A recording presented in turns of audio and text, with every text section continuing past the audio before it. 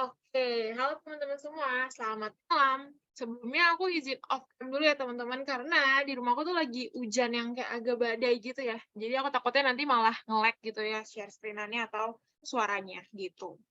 Nah, jadi di pertemuan kali ini kita bakalan masuk ke materi yang beneran sering banget keluar di UTBK dulu ya, maupun di ujian-ujian mandiri tuh sering banget teman-teman keluarnya. Jadi mau nggak mau kita tuh harus paham materi litosfer ini. Nanti litosfer ini akan dibagi jadi dua macam sebenarnya. Ada yang tenaga endogen, sama nanti ada juga kita akan pelajari tenaga eksogen juga. Itu adanya di pertemuan minggu depan gitu. Nah, jadi di pertemuan ini kita habisin dulu nih tentang tenaga endogennya. Untuk pokok bahasan tenaga endogen, itu nanti ada 3 ya macamnya sebenarnya. Ada yang tektonik, vulkanik, dan juga ada yang gempa bumi, atau nanti disebutnya tuh sebagai seisme, gitu. Oke, kita langsung masuk nih ke definisinya dulu. Kita lihat dulu teman-teman, kalau misalnya kita bahas tentang tenaga tektonik, itu kita bahas tentang apa sih? Nah, tenaga tektonik itu merupakan tenaga yang ditimbulkan oleh pergerakan atau perubahan letak lapisan batuan pada permukaan bumi secara horizontal atau vertikal. Nah, sebenarnya yang mau kita bahas di sini adalah kedua ini, horizontal dan vertikal. Maksudnya tuh kayak gimana nih si horizontal sama vertikal ini? Aku coba tulisin di atas sini ya. Sorry. Nah, kita bahas dulu yang horizontal. Namanya horizontal berarti kalau nggak ke kanan, ke kiri ya kan? Nah, misalnya di sini aku gambarin ada, nah ini ada persegi panjang, satu, agaknya jelek ya gambarnya ya. Nah, ini satu, kita copy aja deh. Nah, ada dua nih. Nah, kita coba gambar dulu di sini. Nah, misalnya kayak gini. Nah, yang di atas ini, nih yang aku warna ungu, itu dia merupakan Pulau Madagaskar. Pulau Madagaskar. Yang ini juga sama nih ya teman-teman ya. Pulau Madagaskar. Sedangkan yang kuning di bawah sini, ini dia merupakan benua Afrika. Sorry. Benua Afrika. Nah, yang kiri itu misalnya pas tahun 1980 nih. Nah, misalnya yang di sini itu tahun 2023 sekarang. Nah, teman-teman bisa lihat ya, di sini sebenarnya terjadi yang namanya tenaga tektonik yang horizontal. Di mana kita lihat nih, pas tahun 1980, ini permisalan doang ya tahunnya ya, itu antara Madagaskar sama benua Afrika, itu jaraknya deket lah. Misalnya kita taruh di sini jaraknya 100 km. Nah, tapi pas tahun 2023, teman-teman, jaraknya tuh jadi lebih jauh. Misalnya di sini jadinya 350 km. Nah, di sini kita lihat, teman-teman, adanya apa? Adanya si pergerakan atau perubahan letak lapisan batuan. Jadi ini Pulau Madagaskarnya, itu dia bergerak atau bergeser menjauhi benua Afrika.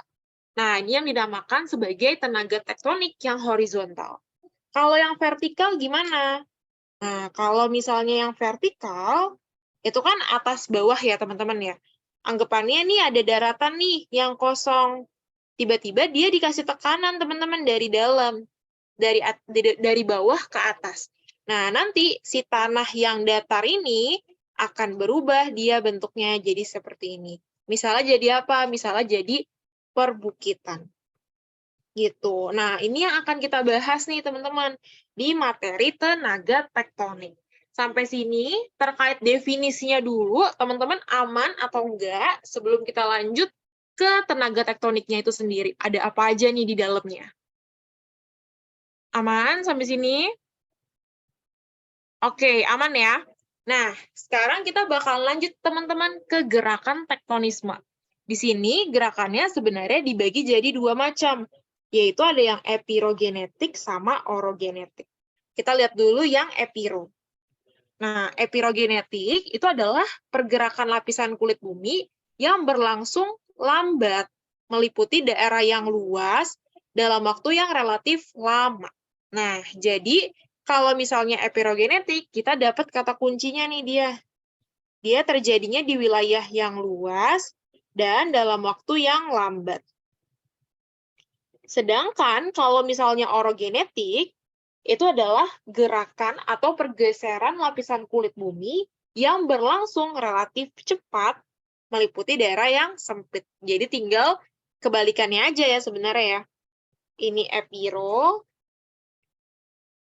ini oro. Kalau oro tadi terjadinya di wilayah yang sempit dalam waktu yang cepat. Nah, ini cara bedain pertama dulu nih terkait antara epiro sama oro. Nah, tapi teman-teman lihat di sini. Ternyata si epirogenetik itu dibagi jadi dua lagi. Ada yang positif sama ada yang negatif. Nah, ini tuh biasanya sering kebalik-balik ya, teman-teman ya. Tapi aku ada tips gitu ya untuk ingetnya atau cara bedainnya tuh kayak gimana. Dulu tuh aku cuman ingetin bagian negatif aja, teman-teman.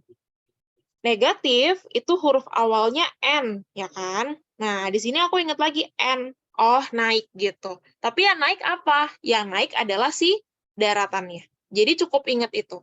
Karena sisanya nanti kebalikan. Karena di sini daratannya itu naik, berarti lautnya apa? Lautnya itu seolah-olah turun gitu. Kalau yang positif ya kebalikan keduanya gitu. Jadi aku cuman ingetin satu hal aja gitu dan pakai kata-kata atau tips gitu ya atau sesuatu yang bikin aku ke-trigger gitu. Aku pakai huruf N, ketemu N lagi, yaitu naiknya daratan gitu. Nanti sisanya itu tinggal kebalikannya aja. Kebalikan gitu. Nah, terus yang satu lagi, kalau misalnya orogenetik, itu dia contohnya di sini ada patahan dan lipatan. Patahan dan lipatan tuh kayak gimana? Kayak gini gambarannya. Yang pertama ada lipatan dulu. Nah, lipatan tuh bentuknya kayak gini. Nah, namanya dilipat, teman-teman, kita harus perhatiin cirinya sebenarnya. Nah, ciri dari lipatan itu adalah batuannya tuh elastis. Elastis tuh kita ingatnya plastisin deh. Gampang ya teman-teman untuk dibentuknya.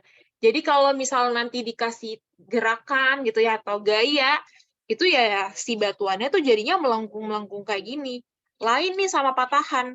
Patahan itu dia batuannya keras. Jadi kalau misalnya dikasih tenaga, itu dia nggak membentuk lipatan-lipatan gini, melainkan dia patah atau hancur gitu.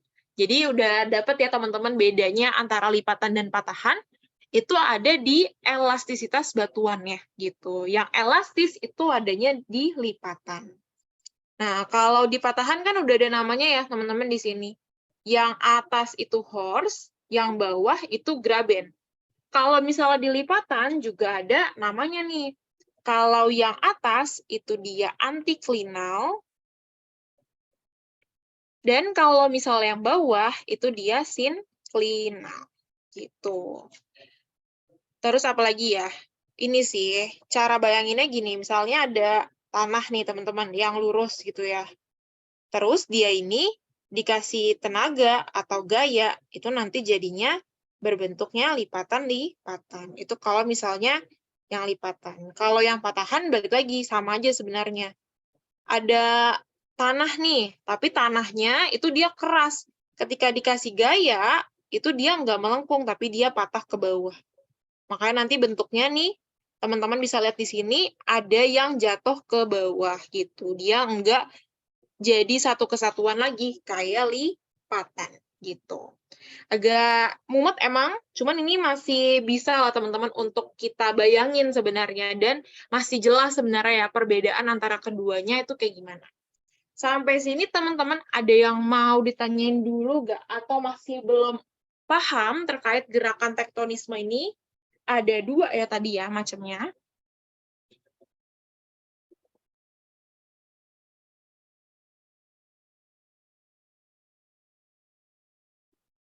Oke, aman ya sejauh ini ya? Oke, masih aman. Oke, Kita coba latihan soal dulu nih teman-teman. Di sini ada soal litosfer yang terangkat oleh gerak orogenesis dapat membentuk pegunungan lipatan apabila batuannya apa nih kira-kira? Oke, di sini ada yang tanya, cuma nanti ya kita coba bahas nanti.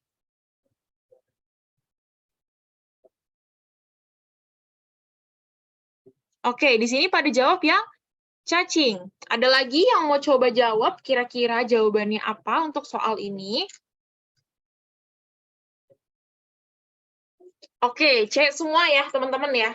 Kita coba lihat di sini, orogenesis. Nah, kalau misalnya orogenesis, tadi terjadinya di tempat yang sempit ya teman-teman ya, dalam waktu yang relatif cepat. Ya kan, dia nih tempatnya sempit dalam waktu yang cepat. Nah, terus di sini ditanyanya adalah lipatan, ya kan, lipatan. Kita balik ke ciri lipatan tadi ada apa aja nih? Lipatan, itu cirinya yang pertama, batuannya itu elastis. Batuannya elastis. Terus yang kedua, dia nih cuman ada satu, dipengaruhi oleh kuat atau lemahnya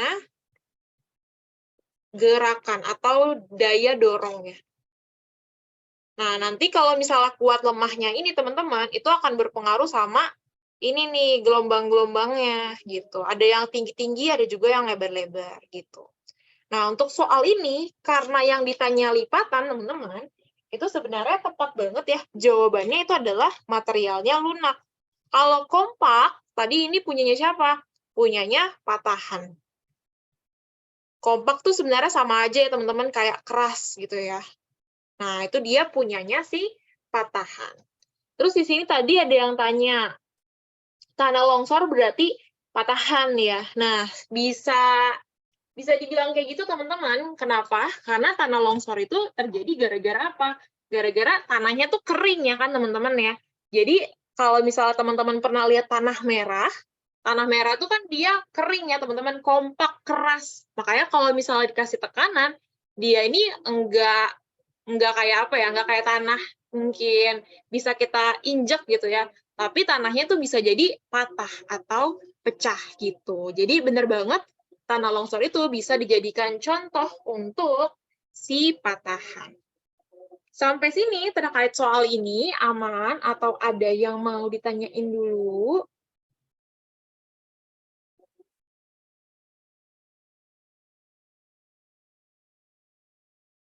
Oke, aman ya?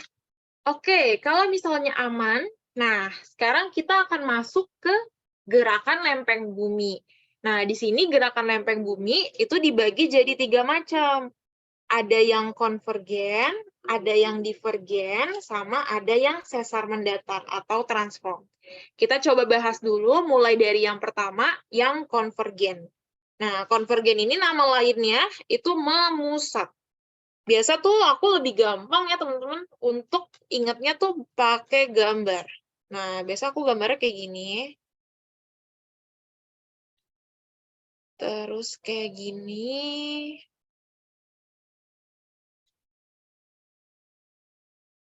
Nah, ini nggak terlalu rapih, cuman kayak gini. Memusat. Jadi ada 2 lempeng yang berbeda nih sebenarnya. Lempeng A sama lempeng B. Nah, lempeng A sama lempeng B ini teman-teman, arahnya tuh kayak gini. Jadi dia saling mendekat gitu ya. Nah, nanti kalau misalnya dia nih terjadi konvergen, pasti nanti ada salah satu yang atau salah satu lempeng ya teman-teman yang masuk ke lempeng yang lainnya gara-gara ya dia kalah gitu, kalah dari segi berat sebenarnya. Jadi yang lebih ringan itu akan lebih masuk ke dalam gitu. Nah, ini yang dinamakan sebagai konvergen. Kalau misalnya mau dibaca pengertian di sini saling mendekat atau bertubrukan sehingga salah satu lempeng masuk ke lempeng yang lain. Nah, ini ada istilahnya atau namanya ya. Itu disebutnya adalah penunjaman atau subduksi gitu. Contoh di dunia aslinya apa nih hasil dari gerakan lempeng yang konvergen? Contohnya di sini kalau di laut itu ada palung ya, karena kan palung bentuknya kayak gini ya teman-teman ya. Sama ada juga pegunungan Himalaya gitu. Ini yang pertama yang konvergen. Terus yang kedua ada divergen atau menjauh. Biasanya aku ingatnya pakai gambar kayak gini. Nah, bentar.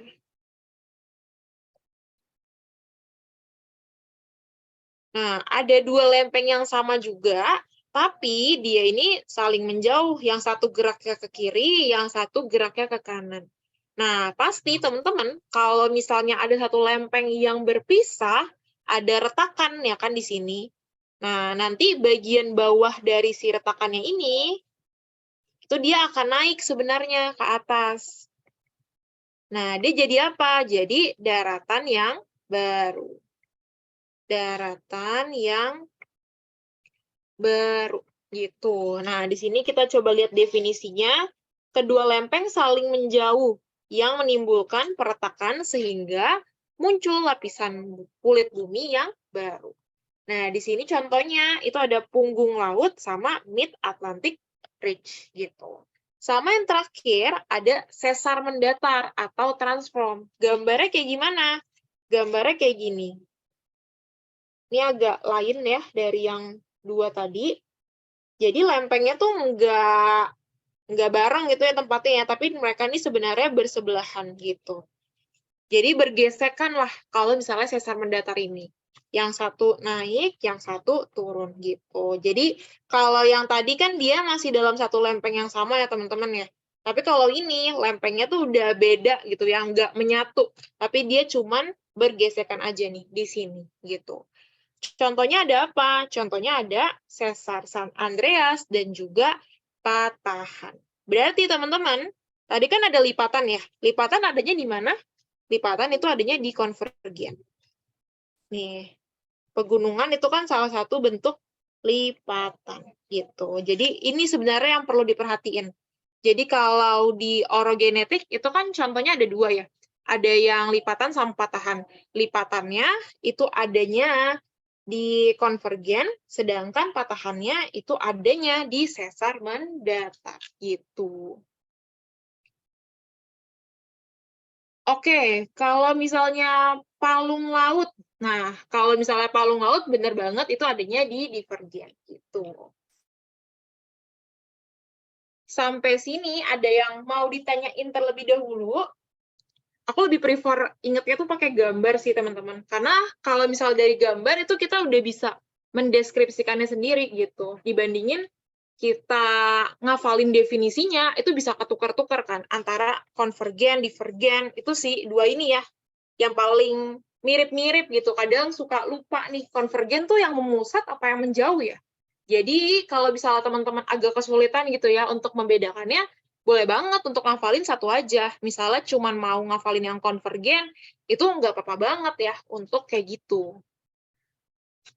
Oke, ada yang mau ditanyain dulu tentang gerakan lempeng bumi ini?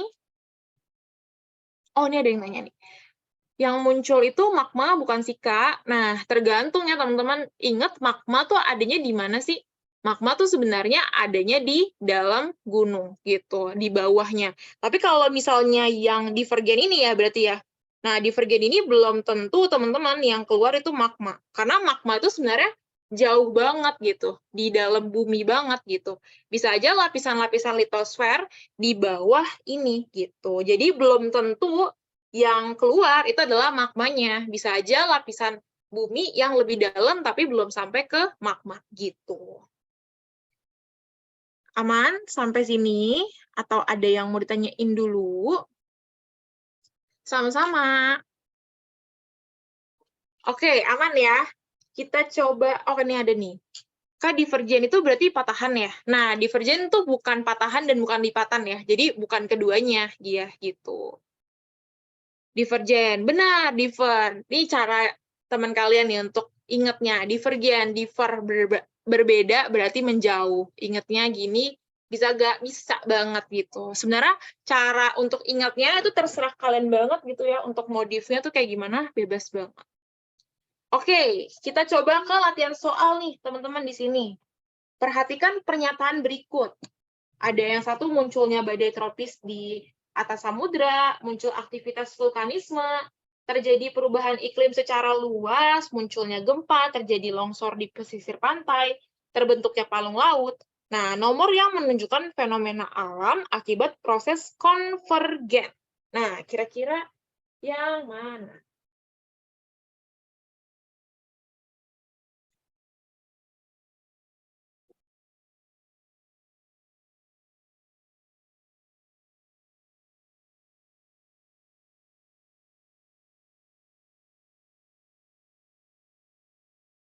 Oke, pada jawab yang B semua. Ada lagi yang mau coba jawab atau bahkan punya jawaban yang lain dan berbeda dibandingin teman-temannya?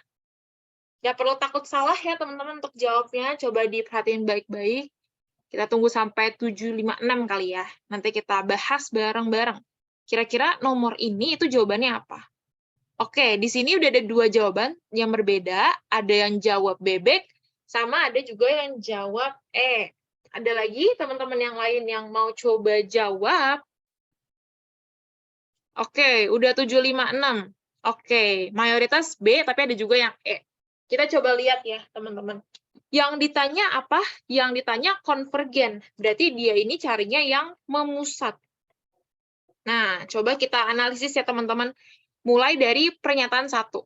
Munculnya badai tropis di atas samudra. Nah, badai tropis ini, teman-teman, itu terjadi bukan gara-gara gerakan lempeng bumi, tapi gara-gara apa? Gara-gara angin. Angin apa namanya? Angin siklon. Nanti terkait angin-anginan ada juga kita akan bahas di pertemuan selanjutnya ya. Terus yang kedua, muncul aktivitas vulkanisme. Benar apa enggak nih? Ini benar ya, teman-teman ya. Kenapa ini benar? Karena coba teman-teman ingat tadi, di contoh dari konvergen, itu ada pegunungan Himalaya, atau tadi terjadinya lipatan. Nah, yang namanya gunung, teman-teman, itu dia pasti ada si aktivitas vulkanismenya, gitu. Sebenarnya kenapa jawaban ini benar? Karena si gunung api ini, itu dia terbentuknya gara-gara si konvergen ini, gitu. Makanya si nomor 2 ini dia betul. Terus nomor 3-nya, terjadi perubahan iklim secara luas. Ini juga bukan karena konvergen, tapi gara-gara apa? Gara-gara global warming. Terus yang keempat, munculnya gempa. Ini benar apa salah? Ini benar ya, teman-teman ya. Kalau misalnya ada lempeng yang bertubrukan, itu pasti akan terjadi yang namanya guncangan. Makanya bisa jadi terjadi yang namanya gempa gitu. Terus terjadi longsor di pesisir pantai. Nah, di sini dibilangnya longsor, teman-teman.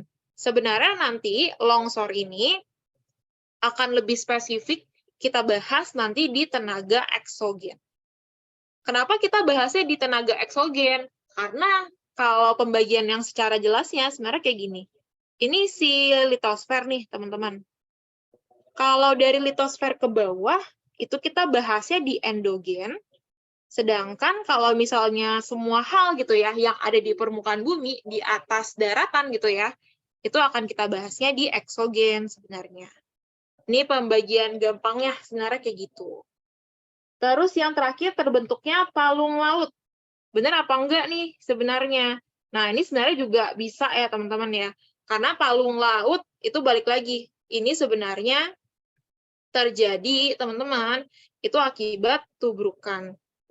Tapi terjadinya di mana? Di dalam laut tentu aja. Di dalam laut gitu. Jadi tepat banget jawaban teman-teman semua yaitu yang bebek. Nah, sebenarnya kalau teman-teman lagi ketemu soal yang kayak gini, lebih baik eliminasi karena kalau misalnya eliminasi itu bakalan lebih cepat ya. Misalnya kita udah tahu nih nomor 1 salah, langsung bisa kita eliminasikan opsi A sama opsi E. Terus kita cek lagi, oh nomor 2 nih benar. Sisanya yang punya nomor 2 itu cuma yang B doang. Jadi udah otomatis jawabnya tuh yang B. Ini cara menghemat waktu ya teman-teman kalau pas ujian. Tapi kalau teman-teman lagi latihan, aku prefer teman-teman jabarin semuanya satu persatu gitu. Oke, Terus di sini ada yang tanya, Kak, kalau misalnya aktivitas tektonik gitu ya, itu masuknya kemana? Nah, tektonik balik lagi, bisa ketiga-tiganya gitu. Karena sebenarnya konvergen, divergen, dan juga sesar mendatar itu bagian dari aktivitas tektonik gitu, atau pergerakan lempeng gitu. Jadi, kalau mau digambarin gitu ya, nih aktivitasnya, aktivitas tektonik ya, itu terjadinya di 3 hal gitu ya, konvergen, terus divergen, sama transform. Gitu. Berarti jawabannya yang memusat pada satu titik ya? Iya, betul sekali. Oke.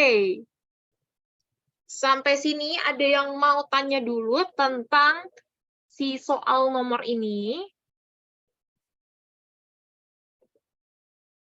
Oke, Ari nanya kalau tsunami apa? Nanti tsunami itu kita bahasnya di gempa nanti, tuh di terakhir ya dari pertemuan ini.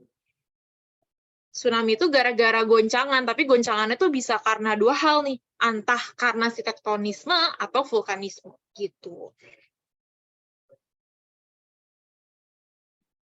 Oke, aman ya sampai sini ya? Belum ada yang mau tanya nih? Nanti kalau misalnya kepikiran pertanyaan, boleh banget ditulis di kolom chat, nanti kita bahas bareng-bareng ya. Oke, aku lanjut dulu. Nah, kita ada masuk ke topik bahasan kedua dari tenaga endogen, yaitu kita akan bahas terkait dengan vulkanisme. Vulkanisme definisinya apa? Definisinya tuh sebenarnya pembentukan gunung api. Nah, kita coba baca di sini. Pergerakan magma yang menyusup ke lapisan lebih atas atau keluar ke permukaan bumi. Jadi nanti di vulkanisme kita akan bahas 2 hal, yaitu si magmanya ini bergerak nih teman-teman, tapi dia belum keluar dari permukaan bumi. Sama satu lagi yang keluar ke permukaan bumi. Nanti itu kita akan bahas di sini nih, ada intrusi magma sama ada ekstruksi magma. Nah, peristiwa menyusupnya magma keluar permukaan bumi menyebabkan terbentuknya gunung api atau vulkano gitu. Itu jadi definisi singkatnya aja ya terkait dengan vulkanisme. Nah, kita coba lihat di sini teman-teman. Ini yang disebut sebagai intrusi magma. Jadi anggapannya si magmanya ini keluar, magmanya ini bergerak nih. Bergerak dari mana? Dari dapur magma. Karena asal magma itu adanya di mana? Adanya di dapur magma. Tapi dia ini bergeraknya enggak sampai ke luar gunungnya, teman-teman.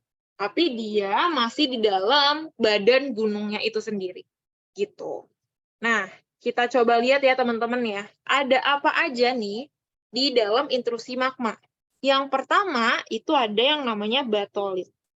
Nah, batolit itu adalah batuan beku yang terjadi di dapur magma membeku. Jadi, magmanya, teman-teman, itu membeku pas dia nih ada di dapur magma.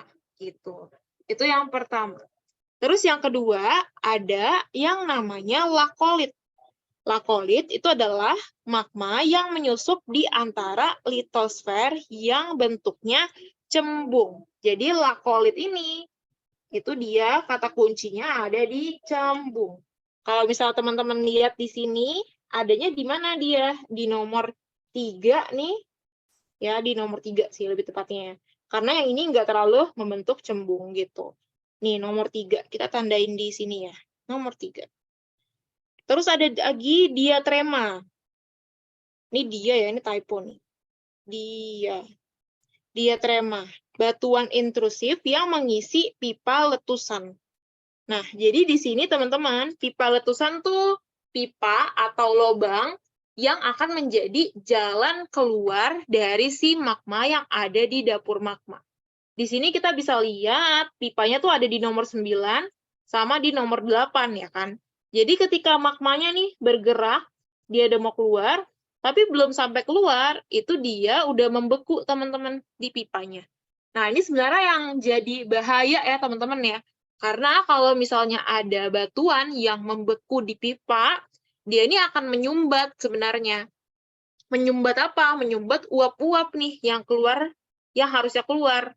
Nah, karena kesumbat, teman-teman, sekalinya ini meledak, itu meledaknya nanti jadinya sangat kencang, gitu. Terus ada apa lagi? Ada gang atau korok. Batuan intrusif, bentuknya tipis dan panjang dengan arah vertikal, gitu. Nah, itu adanya di mana? Adanya di gang-gang ini nih sebenarnya. Dia tuh pecahan dari pipa ya, teman-teman ya. Nih, kayak gini. Pokoknya yang bentuknya tuh lurus-lurus gitu deh. Pecahan dari pipa utama itu yang disebut sebagai gang atau korok. Terus ada apa lagi? Ada apofisa. Apofisa adalah batuan intrusif yang merupakan cabang dari gang. Jadi sebenarnya gang ini kan cabang dari pipa utama ya kan teman-teman ya. Nah, cabang dari gang, contohnya di sini nih. Misalnya kita lihat nih, mana ya yang lebih jelas? Ini aja deh. Nih, di sini. Terus teman-teman nanti ada ketemu pecahannya lagi. Pecahan dari gang gitu ya. Nah, itu disebut sebagai apofisa. Sama yang terakhir, itu ada sills. Sills adalah batuan beku yang bentuknya tuh pipih dan tipis. Ini adanya di nomor 2. Nah, yang ini, teman-teman. Jadi dia beku, tapi bentuknya tuh pipih, gitu. Ada yang mau ditanyain dulu tentang intrusi magma ini? Ini sebenarnya yang paling penting kalian kebayang aja sih bentuknya kayak gimana. Ingatnya pakai kata kuncinya aja gitu. Oh, lakolit yang cembung, batolit yang ada di dapur magma. Terus gang atau korok itu pecahan dari pipa utama. Kalau misalnya apofisa itu pecahan dari si gangnya gitu. Kalau sills yang bentuknya apa? Yang bentuknya itu pipih gitu. Lakolit tuh yang nomor 3, tapi 3-nya tuh yang ini ya. Nih, 3 yang ini ya. Nih, aku tandain deh. Ini ya. Bukan 3 yang sebelahnya tuh. 3 yang bentuknya tuh cembung. Yang ini.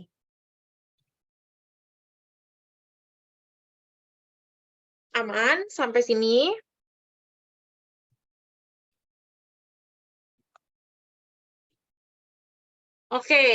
Oke, masih aman ya. Nanti kalau misalnya ada yang mau tanyain, boleh banget. Nah, tadi kan si magmanya tuh belum keluar ke permukaan bumi ya kan, teman-teman? Nah, sekarang kita pelajarin nih yang sampai keluar ke permukaan bumi. Itu dia namanya adalah ekstruksi magma. Jadi, proses keluarnya magma ke permukaan bumi. Jadi, jangan sampai kebalik ya. Kalau ekskrusi, itu dia udah keluar ya dari permukaan bumi. Nah, di sini kita lihat teman-teman, berdasarkan bentuk lubang keluarnya magma. Dia dibagi jadi 3 ya macamnya. Ada yang linear, areal, sama ada yang sentral. Kita coba lihat dulu erupsi linear. Magma keluar melalui retakan kulit bumi yang memanjang sehingga terbentuk deretan gunung api. Jadi kalau misalnya pakai gambar, ini ada gunung nih, ya kan? Ada gunung, tiba-tiba di bagian bawah atau badan gunungnya tuh terjadi retakan. Nah, otomatis si magmanya, teman-teman, itu akan keluar nih dari sini. Nah, nanti lama-kelamaan dia akan jadi deretan gunung berapi. Gitu. Itu yang pertama, linear. Terus yang areal, ini lumayan sering nih dibahas di soal-soal, karena unik ya, teman-teman. Kenapa unik? Karena dia, dapur magmanya, itu ada di permukaan bumi. Jadi kita bisa lihat secara langsung nih, pakai mata kita sendiri, si dapur magmanya tuh bentuknya kayak gimana. Nih, kalau bisa teman-teman mau lihat contohnya kayak gimana, ada di gambar yang ini. Ini nih adanya di Yellowstone National Park gitu. Nah, ini si dapur magmanya beneran ada di permukaan bumi gitu ya. Benar-benar adanya di daratan gitu. Kita bisa lihat nih teman-teman. Si dapur magma tuh bentuknya kayak gimana. Warnanya merah tentu aja karena dia panas ya teman-teman. Itu kalau kita berenang sampai dalam bisa menembus perut bumi ya Kak. Bisa aja, tapi tentu dalamnya tuh sangat-sangat dalam ya teman-teman ya. Jadi sebenarnya bisa-bisa aja. Cuman teman-teman tahu ya kalau misalnya di laut itu tekanannya tekanannya tinggi ya kan teman-teman ya. Jadi kalau misalnya manusia itu setahu aku ya ada batasannya teman-teman. Kita tuh bisanya berenangnya di tekanan yang berapa. Karena kalau misalnya melewati batas manusia, tekanan yang bisa dilampaui manusia, itu tubuh kita tuh bisa hancur ya, berkeping-keping gitu. Terus yang terakhir, di sini ada erupsi sentral. Erupsi sentral ya sebenarnya pecahan pada umumnya ya, teman-teman ya. Magma keluar melalui lubang dan membentuk gunung dengan letak tersendiri. Nih, ini ada gunung, ya udah kayak dia meledak pada umumnya aja. Ini ada pipa letusannya. Ya udah dia keluar dari sini gitu. Jadi seharusnya itu sebenarnya kayak gini si erupsi sentral. Tapi ternyata ada bentuk lain nih, fenomena-fenomena lain yang ditemukan. Misalnya si linear, terjadi retakan, bukan melalui pipa utama ya dia, tapi melalui retakan. Terus ada juga areal, yang dapur magmanya itu adanya di daratan, gitu. Sampai sini, ada yang mau ditanyain dulu?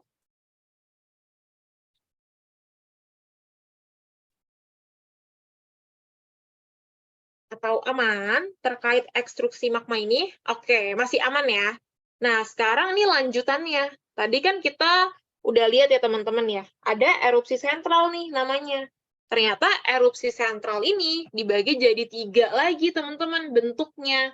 Ada yang disebut gunung api perisai atau tameng, terus ada gunung api kerucut, sama ada gunung api maar. Kita coba lihat dulu ya teman-teman yang gunung api perisai. Nah, ciri dari gunung api perisai itu dia magmanya cair atau bentuknya berupa lelehan. Nah, ini disebutnya sebagai efusif. Jadi kalau misalnya dia meleleh, teman-teman, itu nama geografinya itu adalah efusif. Bisa teman-teman lihat di sini. Jadi dia ini nggak meledak, tapi ya udah magmanya tuh kan cair ya. Jadi ya udah dia meleleh aja gitu. Meleleh. Terus lerengnya tuh landai atau gunungnya tuh nggak tinggi ya, cenderung gepeng lah, makanya disebutnya sebagai tameng. Karena bentuknya tuh ya mirip tameng. Terus magmanya tuh meluas. Karena dia cair ya teman-teman ya, teman-teman lihat aja, kalau misalnya air tumpah, pasti dia melebar dengan cepat ya kan. Contohnya ada apa? Contohnya ada gunung di Hawaii.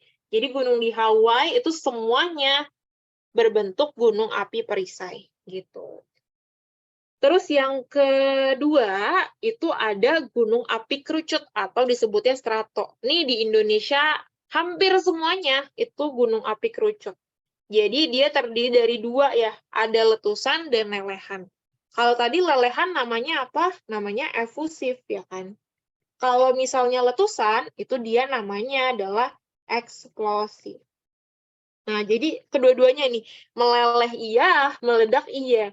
Makanya kalau teman-teman lihat berita, kalau misalnya ada gunung yang meledak atau erupsi, itu kan heboh banget ya. Karena apa? Karena dahsyat banget si akibatnya. Orang dia meledak ya kan, teman-teman. Dan gunung di Indonesia tuh gede-gede ya. Jadi teman-teman kebayang lah, kalau misalnya dia meledak, itu segimana besar dampaknya. Nah, karena dia campuran ya, letusan sama lelehan, maka magmanya juga sama dua-duanya ya kan, kental dan juga cair. Terus semua gunung di Indonesia kecuali Gunung Lamongan.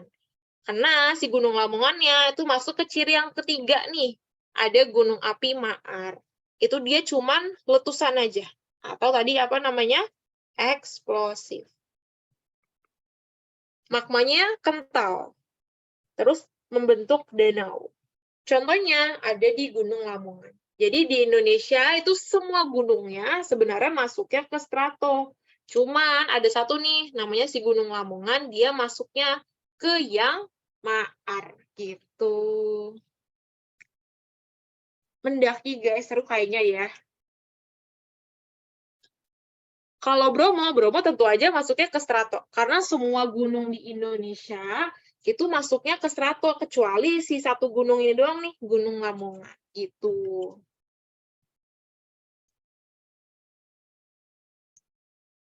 Kak, kok bisa di Hawaii semua gunungnya gunung api perisai?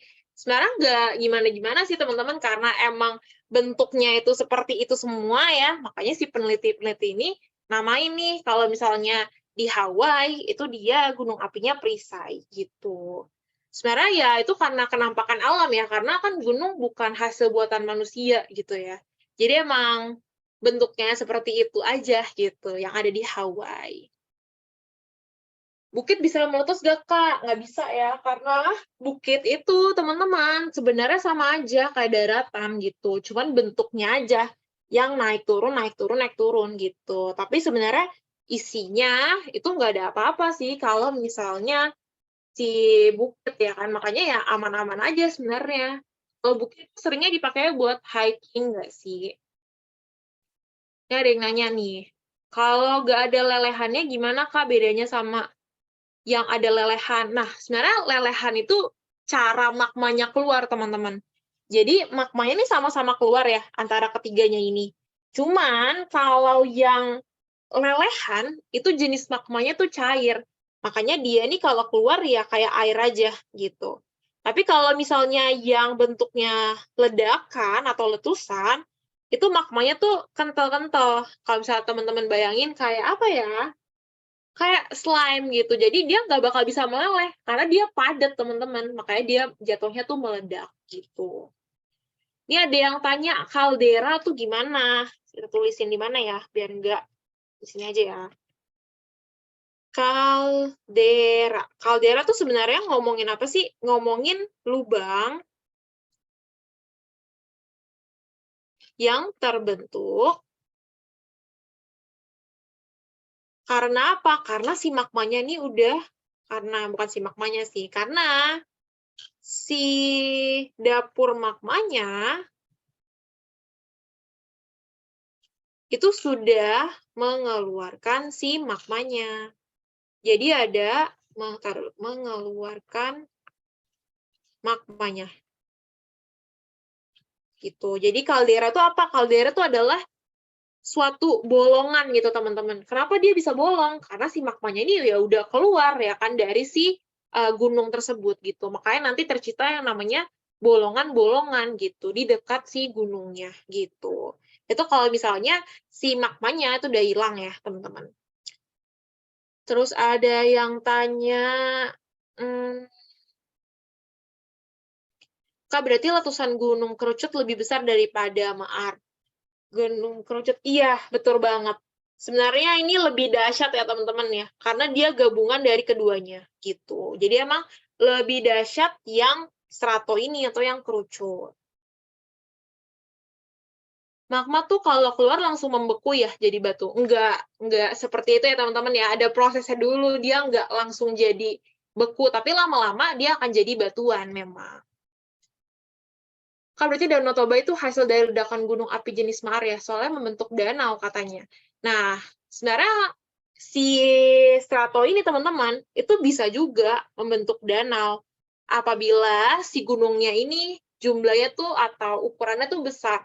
Karena kalau misalnya besar, itu otomatis teman-teman ketika dia meledak, dia akan menghancurkan daratan sekitarnya gitu. Nanti baru dia terisi oleh air ya kan, itu baru jadi danau gitu. Jadi sebenarnya Danau Toba itu kenapa ada danau bukan karena sifatnya tuh yang maar, tapi karena ukuran dia tuh yang gede gitu. Jadi sebenarnya nggak perlu kayak susah-susah ngafalin nama gunung di Indonesia tuh cirinya yang mana, karena cuma ada satu gunung doang nih teman-teman yang berbeda, yaitu si Gunung Lamongan ini. Oke, ada lagi yang mau tanya?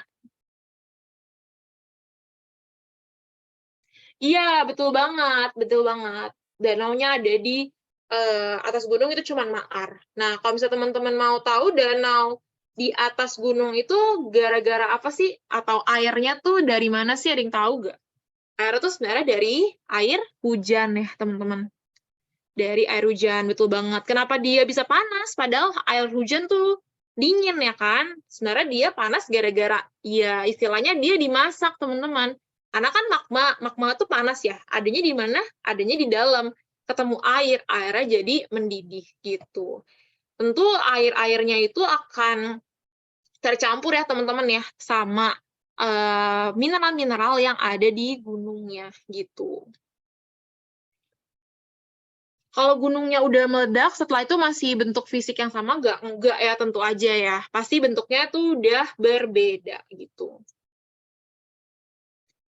Iya, betul. Jadi kalau misalnya strato betul banget harus ada magma dua-duanya, kental dan cair gitu. Betul banget, karena dia campuran ya. Karena kalau misalnya cuman letusan doang, berarti dia masuknya ke maar dong. Karena kalau misalnya dia cuma lelehan, masuknya ke perisai dong. Jadi kalau misalnya strato, itu harus ada dua-duanya, letusan dan lelehannya. Begitu. Ada lagi yang mau tanya tentang bentuk gunung api ini.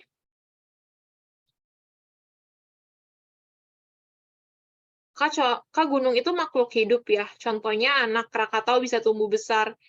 Ya, bukan bisa dibilang makhluk hidup ya, karena kan makhluk hidup cuma 3 ya teman-teman ya, tumbuhan, hewan, sama manusia ya kan. Cuman emang karena si Krakatau ini sebenarnya gede banget ya kan teman-teman. Ketika dia meledak, dia menghasilkan gunung yang baru. Sebenarnya anak Krakatau tuh dari mana sih? Ini misalnya ada gunung nih teman-teman, Krakatau. Si Krakatau ini meledak nih. Nah, bagian atasnya ini teman-teman, itu otomatis ya mencar dong kemana aja kan.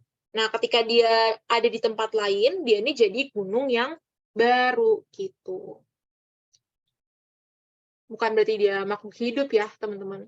Magma yang meletus dan meleleh di jenis gunung Serato itu terjadi bersamaan kah atau ada jarak waktunya? Iya, terjadi bersamaan ya.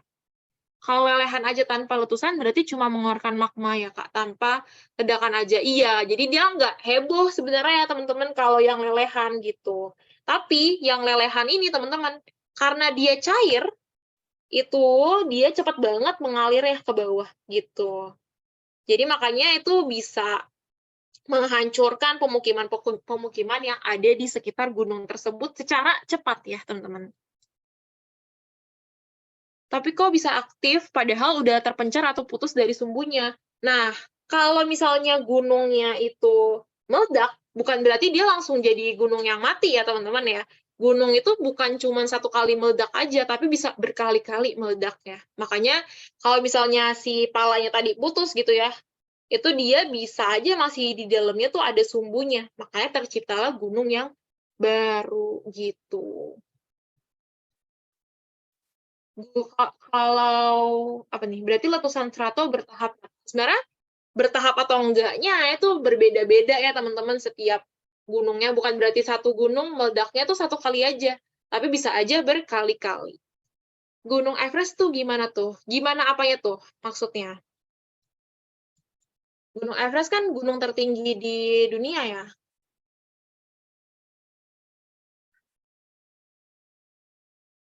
Oke, Gunung Everest tuh perisai kah?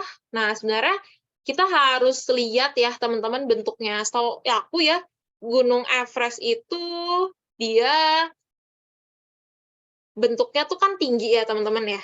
Nah, bentuknya tuh tinggi. Dia tuh nggak mungkin masuk yang perisai. Jadi kemungkinan antara strato kalau nggak maar, antara kedua ini gitu. Karena kalau misalnya gunung api perisai itu dia landai teman-teman, nggak mungkin tinggi. Sedangkan kalau misalnya Everest kan gunung tertinggi di dunia ya. Jadi dia antara kedua ini, antara strato kalau nggak maar. Yang paling berbahaya itu sebenarnya yang mana, Kak? Strato. Betul, yang paling berbahaya itu sebenarnya strato, teman-teman. Tapi perlu diingat juga ya, nggak cuma jenisnya aja nih yang perlu kita pertimbangin, tapi dari ukuran si gunungnya itu juga sangat mempengaruhi ya. Semakin gede gunungnya, maka akan semakin kencang, teman-teman, si ledakannya atau letusannya gitu. Apakah dapur magma di Everest itu membeku karena cuaca dingin ekstrim yang ada di sana? Nah, itu belum tentu ya teman-teman ya, karena balik lagi, magma tuh nggak di atas teman-teman, tapi di dalam bumi gitu ya. Kalau misalnya magmanya membeku, berarti magma di seluruh gunung juga ikutan membeku dong, karena kan inti bumi itu cuma satu. Jadi dapur magmanya itu ya belum tentu membeku ya teman-teman ya, walaupun sekitarnya itu dia membeku gitu.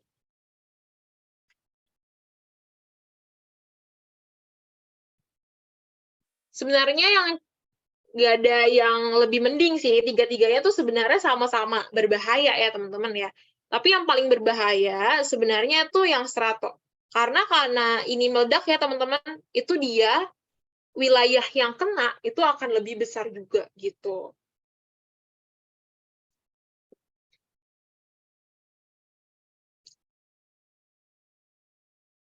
Enggak ya, Bromo bukan perisai. Bromo ini juga kok, strato juga. Pokoknya semua gunung di Indonesia, kecuali Gunung Lamongan, itu dia masuknya ke strato. Yang maar itu cuman Gunung Lamongan aja. Di Indonesia tuh nggak ada ya guys yang perisai. Oke, ada lagi yang mau tanya? Sambil nungguin nanya, kita coba latihan soal dulu ya, teman-teman ya. Nih, latihan soal tentang letusan. Di sini ada cirinya, letusan dahsyat atau eksplosif, lava yang keluar itu kental, tekanan gas tinggi. Nah, ada 3 ciri tersebut. Nah, kira-kira teman-teman, kalau misalnya dia ini dijadiin bentuk gunung, itu hasilnya gunung apa sih? Ini kental ya, teman-teman ya. Typo ya.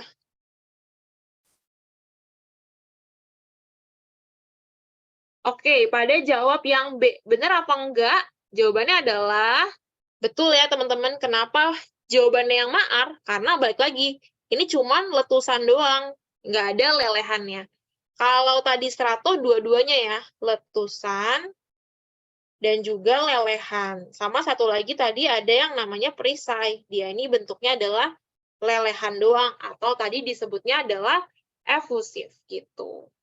Kalau linear itu nggak ada ketiganya ya. Ini ingat, ini cuman erupsi sentral. Jadi erupsi pada umumnya. Kalau linear ya dia retak nih tadi. Masuknya ke jenis gunung berdasarkan bentuk lubang keluarnya magma. Tapi kalau misalnya ketiga ini teman-teman, itu cuman ada di erupsi sentral. Jadi yang ketiga doang gitu. Karena kan yang ini kan keluarnya di pipa utama ya, teman-teman ya. Makanya dia masuknya cuman ke erupsi sentral gitu. Kalau misalnya gunungnya tuh retak di samping badannya, itu nggak bisa ya teman-teman masuk ke 3 ini gitu. Oke, sampai sini aman terkait bentuk-bentuk gunung ini. Sebelum kita masuk ke bahannya nih, apa aja sih yang ada di dalam gunung itu? Oke, aman ya. Nanti kalau misalnya ada pertanyaan, boleh banget ditanyain. Nah, sekarang kita akan bahas, teman-teman, bahan-bahan yang dikeluarkan oleh gunung api. Di sini dibagi jadi 3 macam. Ada benda padat yang disebut efflata, ada juga benda cair, dan juga yang terakhir ada bahan gas ya, atau eksalasi. Kita bahas dulu dari benda padat. Nah, di sini contohnya tuh ada bom sama lapili. Nah, bom sama lapili ini, teman-teman, sebenarnya tuh bagian dari batu. Tapi bedanya, kalau misalnya batunya ini ukurannya besar, itu dia disebutnya bom.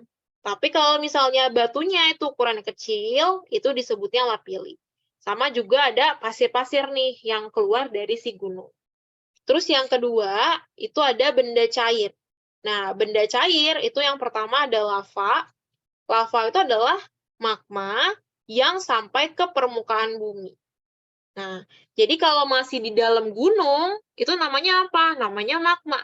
Tapi kalau misalnya udah keluar dari gunungnya, itu dia namanya adalah lava. Terus ada apa lagi? Ada lahar panas, lumpur panas yang bercampur dengan air gitu. Terus ada lahar dingin. Bedanya apa? Bedanya sebenarnya pas si lahar panas ini keluar, terus nanti tiba-tiba ada ada hujan, teman-teman, itu nanti dia jadinya adalah lahar dingin gitu. Jadi sebenarnya lahar dingin ini adalah lahar panas ditambah hujan gitu. Itu terbentuklah si lahar dingin. Terus yang terakhir ada bahan gas atau eksalasi. Itu yang pertama ada solvatar, itu adalah gas yang mengandung belerang atau H2S. Terus ada uap air panas yang disebut sebagai magdani, dan juga MOVET, gas karbon dioksida atau CO2 gitu. Kan magma itu lelehan dari benda mineral kayak besi, nikel, dan lainnya. Kenapa? pas keluar malah jadi abu. Ya sebenarnya gara-gara dia ini udah membeku, makanya dia jadi abu gitu. Tapi kan yang membeku itu bukan dalam bentuk yang besar terus ya. Makanya sebagian itu ada yang jadi abu gitu. Sebagian lagi ada yang jadi batu gitu. Sebenarnya kayak gitu konsepnya. Tergantung ukuran aja sih teman-teman dari si magmanya ini gitu. Karena kan ada juga sebagian magma yang kebawahnya tuh sama uap, ya kan? Dia bercampur nih sama uap, makanya bisa aja hinggap di atap-atap rumah orang gitu. Kalau lahar dingin jadi batuan obsidian, Kak. Iya, betul, betul. Nah, by the way ngomongin batu, kalau misalnya batuannya itu dia adanya di dapur magma, teman-teman, itu dia relatif lebih mahal. Kenapa lebih mahal? Karena proses pembentukannya itu susah ya, teman-teman ya. Lama, prosesnya panjang gitu. Kayak kristal, diamond, dan lain-lainnya. Pokoknya kalau misalnya teman-teman lihat ada batuan mahal, itu dia semakin ke bawah dari gunung gitu. Oke. Nah, ini sebenarnya lanjutannya tuh mirip-mirip aja sih. Sebenarnya contoh-contohnya tuh juga sama aja sih, sama bahan-bahan yang dikeluarkan gunung api tadi, tapi ini post vulkanik. Jadi setelah si gunung apinya ini udah meledak gitu. Nah, ada sumber gas, itu sama aja kayak tadi solvatar, MOVET, sama sumber uap air panas. Terus ada air mineral atau si magdani ini yang suka dijadiin tempat permandian air panas ya kan. Karena itu katanya bisa menyembuhkan berbagai penyakit kulit gitu. Karena dia ini mengandung mineral-mineral yang emang bagus gitu ya untuk kulit. Terutama sebenarnya belerang sih ya. Terus ada yang terakhir, geyser nih. Bedanya cuma di geyser doang ya, tadi sama yang sebelumnya ini. Geyser, teman-teman harus ingat, itu dia adalah mata air yang memancarkan air secara periodik. Maksudnya periodik apa sih? Maksudnya adalah berkala. Jadi misalnya 10 menit sekali nih, si lubangnya ini keluarin air. Nanti 10 menit kemudian keluarin lagi, gitu. Jadi si lubangnya ini enggak keluarin air secara terus-terusan, tapi dia berkala gitu ya. Bisa stop, bisa enggak, bisa stop, bisa enggak, gitu. Itu yang membedakan sebenarnya mata air biasa sama geyser ya. Karena geyser ini, ingat aja kata kuncinya itu adalah periodik, gitu. Sampai sini, teman-teman ada yang mau ditanyain dulu tentang bahan-bahan yang dikeluarkan oleh gunung api sama peristiwa post vulkanik. Sebenarnya mirip-mirip aja sih ya, cuman beda di geyser aja sebenarnya. Atau aman? Kita coba latihan soal nanti habis ini tentang vulkanisme. Oke, aman ya. Nanti kalau misalnya ada yang mau tanyain, boleh banget. Nah, kita coba latihan soal, teman-teman. Salah satu gejala post-vulkanik adalah adanya mata air magdani. Mata air magdani tersebut umumnya dicirikan dengan apa nih kira-kira? Jawabannya.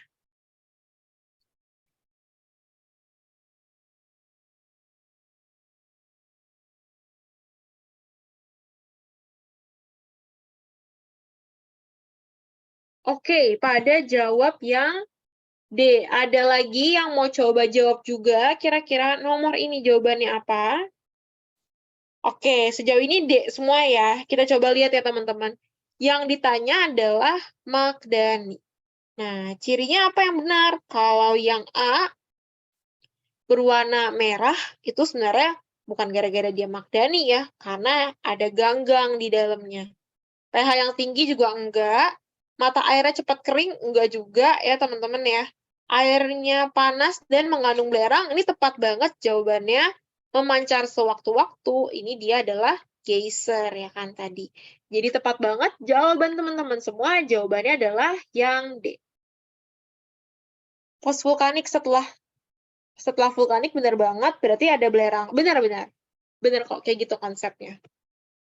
Tapi ingat ya, nggak cuma belerang aja ya, tapi ada juga yang lainnya sebenarnya. Tapi emang yang paling utama banget ya si magdani ini sebenarnya, karena ini bisa langsung kita rasakan ya manfaatnya, bahkan jadi tempat pariwisata ya sekarang.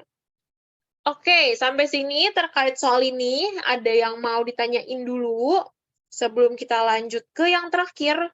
Di sini ada gempa bumi atau seisme. Aman sampai sini? Oke, aman ya. Nah, kita coba lanjut dulu ke yang terakhir. Di sini ada yang namanya gempa bumi atau disebutnya sebagai apa? Seisme.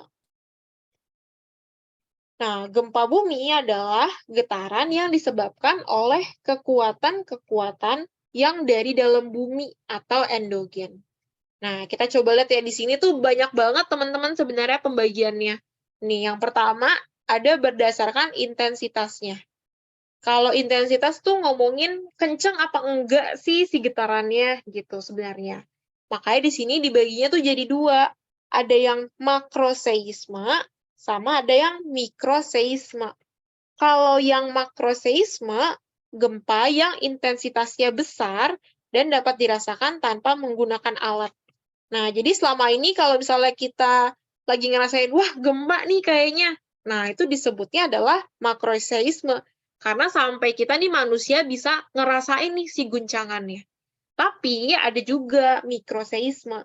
Kalau mikroseisme ini dia gempanya tuh sangat kecil, jadi sebenarnya kita nggak berasa nih sebenarnya buminya nih lagi goyang gitu ya. Nah sebenarnya bumi tuh setiap saat tuh goyang teman-teman. Cuman ya balik lagi, karena getarannya itu kecil, makanya kita nih nggak ngerasain secara langsung ya si getarannya gitu. Itu perbedaannya antara makroseisme dan mikroseisme. Terus yang kedua, ada berdasarkan sebabnya. Nah, kalau berdasarkan sebabnya dibagi jadi 3 macamnya. Ada yang vulkanik, tektonik, sama ada runtuhan atau turban.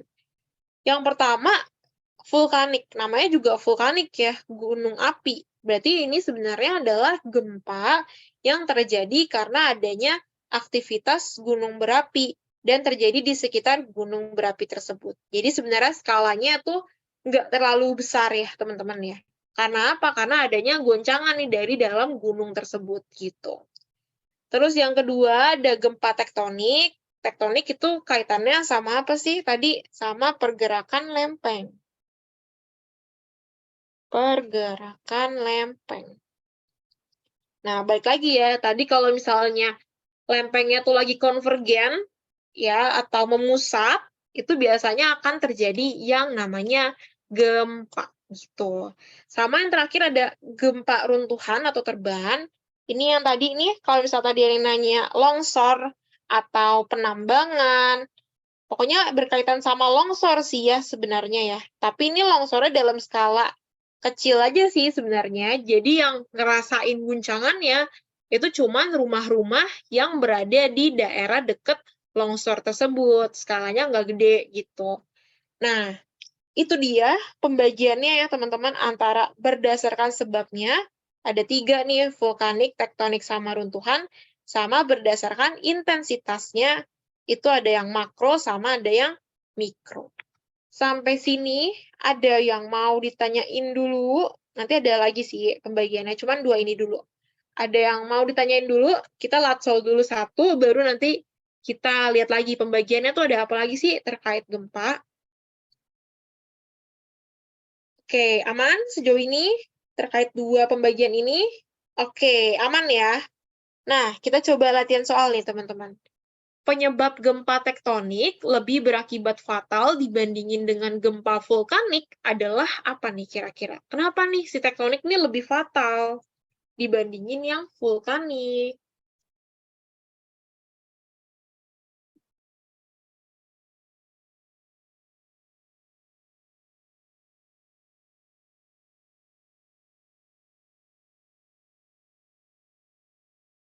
Oke, ada yang jawab D, ada yang jawab C, ada yang jawab B atau E, ada lagi yang mau coba jawab juga. Kira-kira soal ini jawabannya tuh yang mana? Oke, lumayan beragam ya, tapi mayoritas yang C sama D sih ya. Oke, jadi ini lumayan beragam ya. Ada yang B, C, D, E pokoknya ya. Oke, kita coba lihat ya teman-teman ya. Di sini, di soalnya, kenapa nih gempa tektonik lebih fatal dibandingin dengan gempa vulkanik? Nah, sebenarnya kita harus lihat dari namanya ya, teman-teman sebenarnya. Gempa tektonik tuh apa tadi? Gara-gara apa? Gara-gara pergerakan lempeng ya kan? Nih, dia gara-gara pergerakan lempeng. Sedangkan kalau vulkanik itu dia gara-gara ya aktivitas gunung berapi ya kan? Nah, kenapa si tektonik ini lebih bahaya, teman-teman? Sebenarnya gara-gara si lempeng ini itu kan adanya di mana? Di dalam permukaan bumi. Di dalam permukaan bumi. Apakah permukaan bumi itu bisa kita lihat secara langsung pakai mata kita sendiri? Gak bisa ya kan teman-teman ya. Makanya kalau misalnya lagi ada goncangan di dalam bumi, itu tuh terjadinya secara seketika tanpa ada tanda-tanda awal. Sedangkan kalau misalnya si vulkanik ini, banyak banget teman-teman sebenarnya tandanya. Contohnya kayak apa? Contohnya kayak, wah suhunya jadi panas banget nih di sekitar gunung tersebut. Terus hewan-hewannya pada turun semuanya dari gunung. Terus misalnya lagi mata airnya tuh jadi kering. Nah, banyak tuh tanda-tandanya yang bisa jadi suatu gebrakan gitu ya untuk masyarakat bahwa, oh nih sebentar lagi mau terjadi aktivitas vulkanik nih, gitu. Makanya kalau misalnya vulkanik, itu dia bisa kita antisipasi terlebih dahulu. Tapi kalau misalnya si tektonik, itu nggak bisa kita antisipasi terlebih dahulu, teman-teman. Tiba-tiba terjadi gempa seketika aja. Karena kan seismograf itu dia nggak bisa dipakai untuk melihat nih kira-kira dalam 30 menit ke depan itu goncangannya berapa, itu belum bisa ya kan teman-teman. Makanya dia tuh terjadinya secara seketika, nggak ada tanda-tanda, makanya lebih bahaya karena kan ya kita nggak bisa antisipasi terlebih dahulu ya kan teman-teman. Begitu. Sampai sini terkait soal ini aman atau ada yang masih bingung kenapa jawabannya tuh yang C, kenapa yang nggak yang lain gitu. Oke, aman ya? Oke, kalau aman, D kenapa salah? Dapat berpotensi menimbulkan tsunami. Sebenarnya dua-duanya tuh bisa bikin tsunami, teman-teman. Tektonik bisa bikin tsunami, vulkanik juga bisa bikin tsunami gitu. Jadi itu bukan pembeda yang tepat gitu, karena dua-duanya itu bisa, teman-teman, untuk menyebabkan si tsunami gitu. Dan juga tsunami itu kan bisa kita antisipasi ya, teman-teman ya. Dari mana? Dari air laut yang surutnya tuh dalam banget gitu. Yang E, dampak ini yang E ya. Dampak getaran yang meliputi wilayah yang luas. Yang E salah tuh karena belum tentu semua wilayah ngerasain gempanya ya, Kak. Bener banget gitu. Kayak misalnya nih gempa di Banten, yang di Jakarta, itu kan sama yang di Banten getarannya berbeda ya teman-teman ya, gitu. Jadi itu sebenarnya kurang tepat, itu tepat sih, tapi kayak ada yang lebih tepat nih, si opsi yang C ini, gitu. Karena yang ditanya adalah fatalnya, gitu. Kalau yang B, terjadi akibat pertumbukan dua lempeng bumi dengan kuat. Nah, sebenarnya ini benar, tapi ini tuh sebenarnya cuma menjelaskan tentang gempa tektonik, tapi dia nih enggak membandingkan dengan si vulkanik ini, gitu. Sebenarnya kayak gitu. Dia ini tepat, tapi dia cuma deskripsiin gempa tektoniknya doang. Kalau misalnya yang A, kekuatan getaran yang lebih tinggi, ini ya belum tentu juga gitu. Bisa aja gempa vulkanik itu lebih besar gitu getarannya.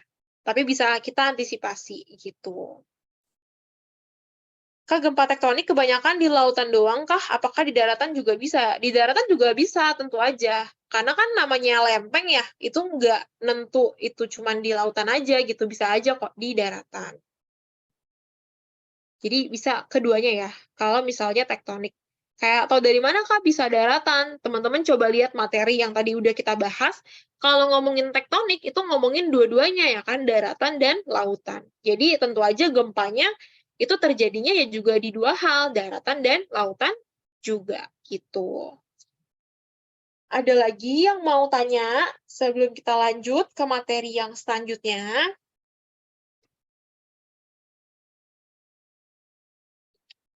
Oke, belum ada nih ya. Nanti kalau misalnya ada yang mau tanya, boleh banget langsung ditanyain.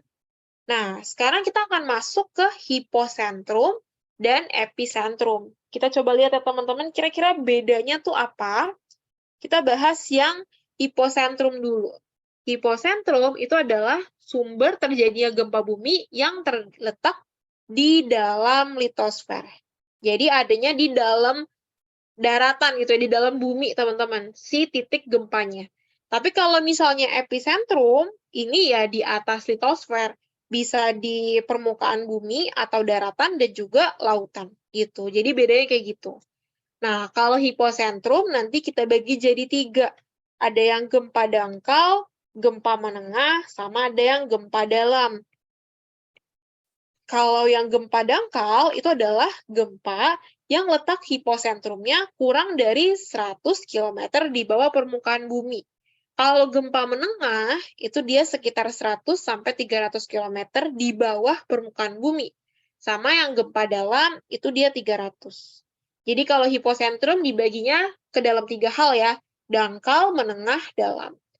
Tapi kalau misalnya epicentrum, karena kan dia terjadinya di atas litosfer ya. Litosfer kan dibagi jadi 2 ya kan, daratan dan lautan. Makanya di sini nama gempanya itu adalah gempa laut sama gempa darat. Kalau gempa laut ya berarti titiknya atau titik gempanya teman-teman itu adanya di laut. Nah, nanti dia hasilnya bisa menyebabkan tsunami.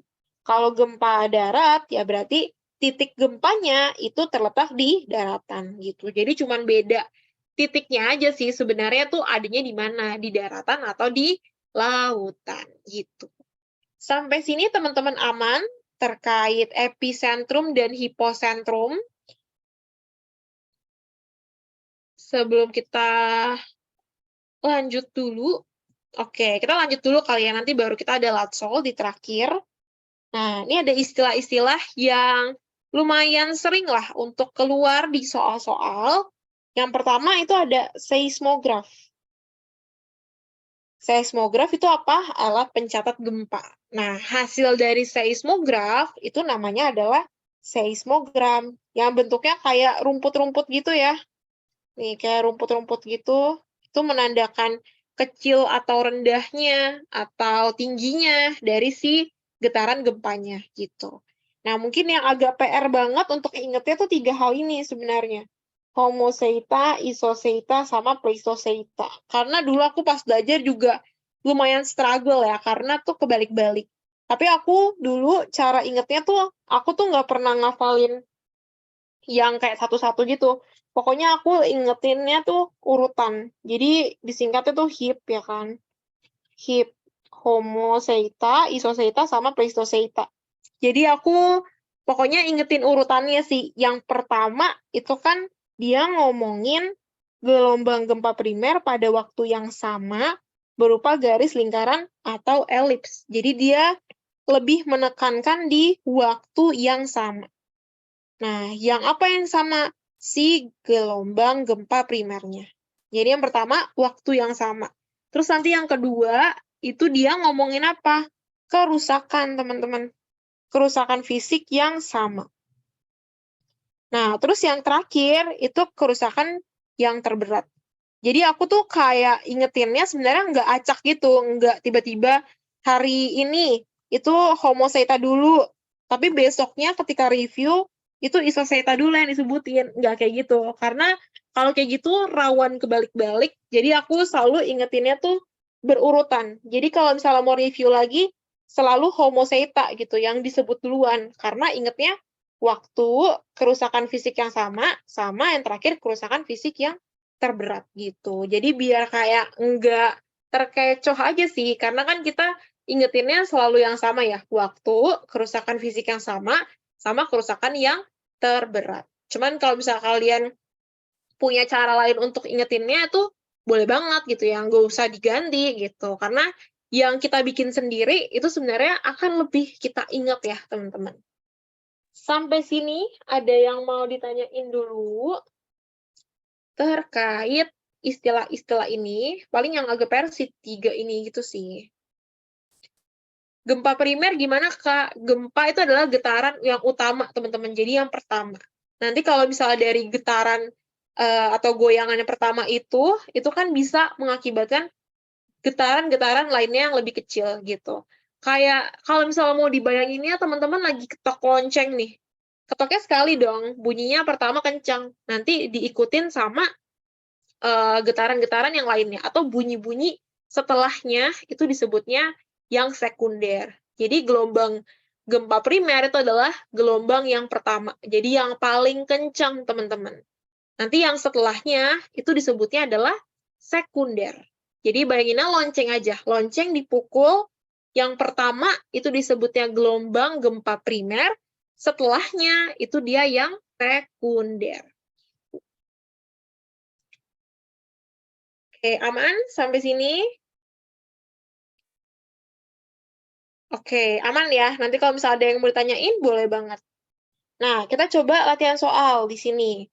Titik pusat gempa yang terdapat di permukaan bumi dan yang ada di dalam bumi dikenal dengan istilah apa nih kira-kira jawabannya?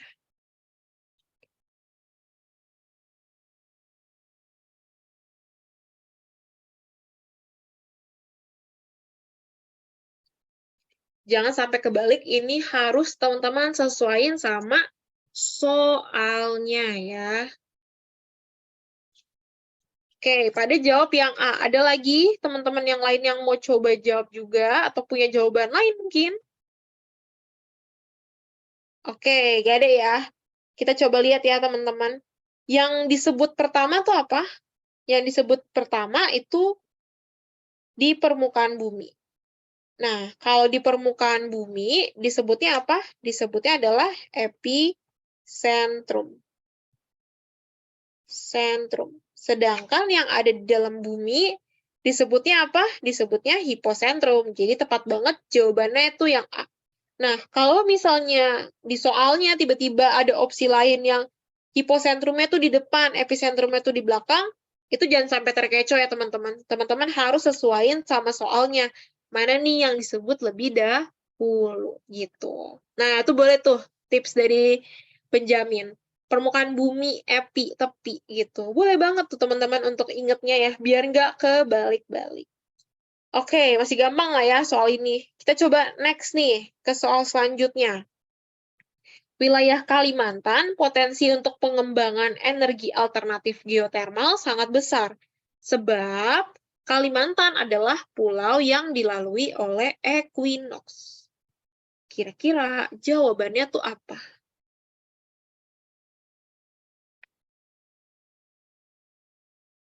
Oke, D. D. D itu berarti atas salah, bawah benar. Salah benar. Ada lagi yang mau coba jawab?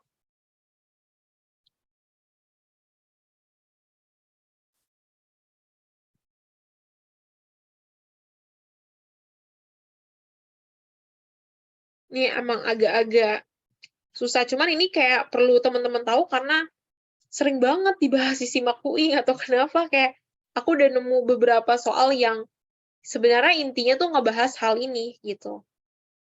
Oke, nggak ada lagi nih yang mau coba jawab nih. Kita coba analisis ya teman-teman sih soal ini. Wilayah Kalimantan potensi untuk pengembangan energi alternatif geotermal sangat besar.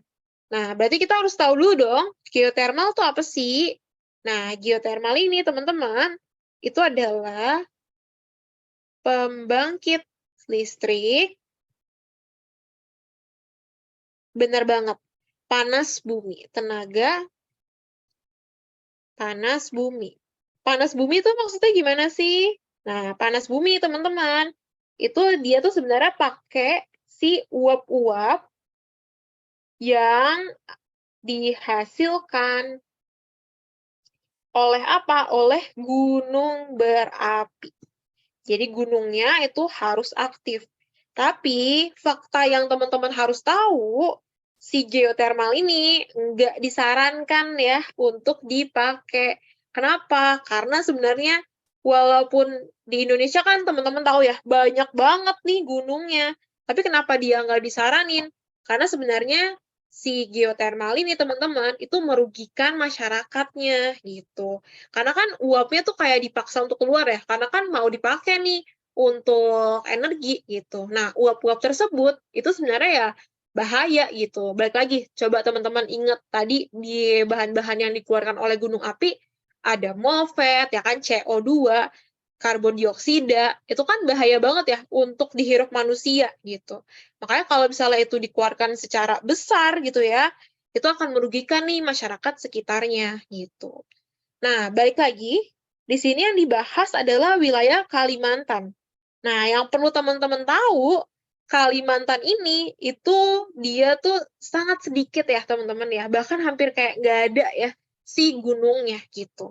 Makanya nggak cocok nih dia, nggak cocok ya untuk dipakein si geothermal ini. Cocoknya di wilayah apa sih? Di wilayah Sumatera, Jawa, Papua, itu cocok banget kalau misalnya mau pakai geothermal gitu. Makanya yang atas ini dia salah. Yang bawahnya, Kalimantan adalah pulau yang dilalui oleh equinox. Benar apa enggak? Benar ya teman-teman. Jadi equinox ini adalah suatu garis gitu. Di Indonesia kenanya wilayah mana aja? Yang pertama itu ada Pontianak, terus ada Kalimantan Barat,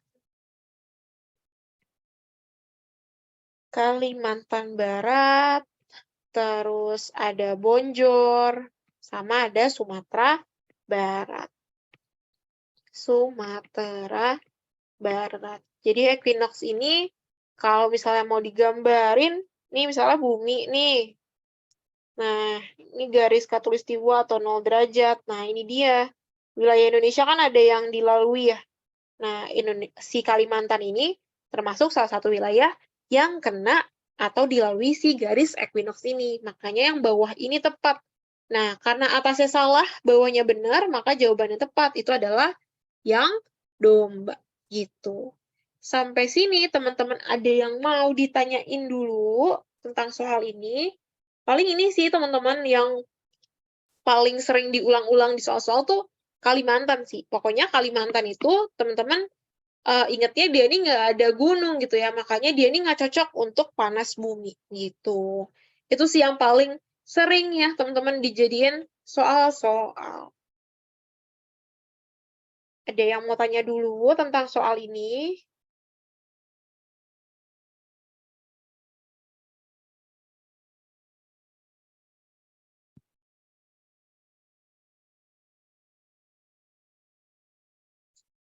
Geothermal harus pakai gunung aktif atau gimana? Benar, harus gunung aktif. Karena yang dipakai adalah uap-uap atau panasnya dari si magma tersebut. Kalau misalnya gunungnya udah nggak aktif, dia kan udah nggak ada lagi ya sebenarnya si uap-uapnya. Makanya tuh nggak bisa kalau misalnya mau geothermal, tapi dia tuh maunya pakainya gunung yang udah mati gitu ya, itu nggak bisa.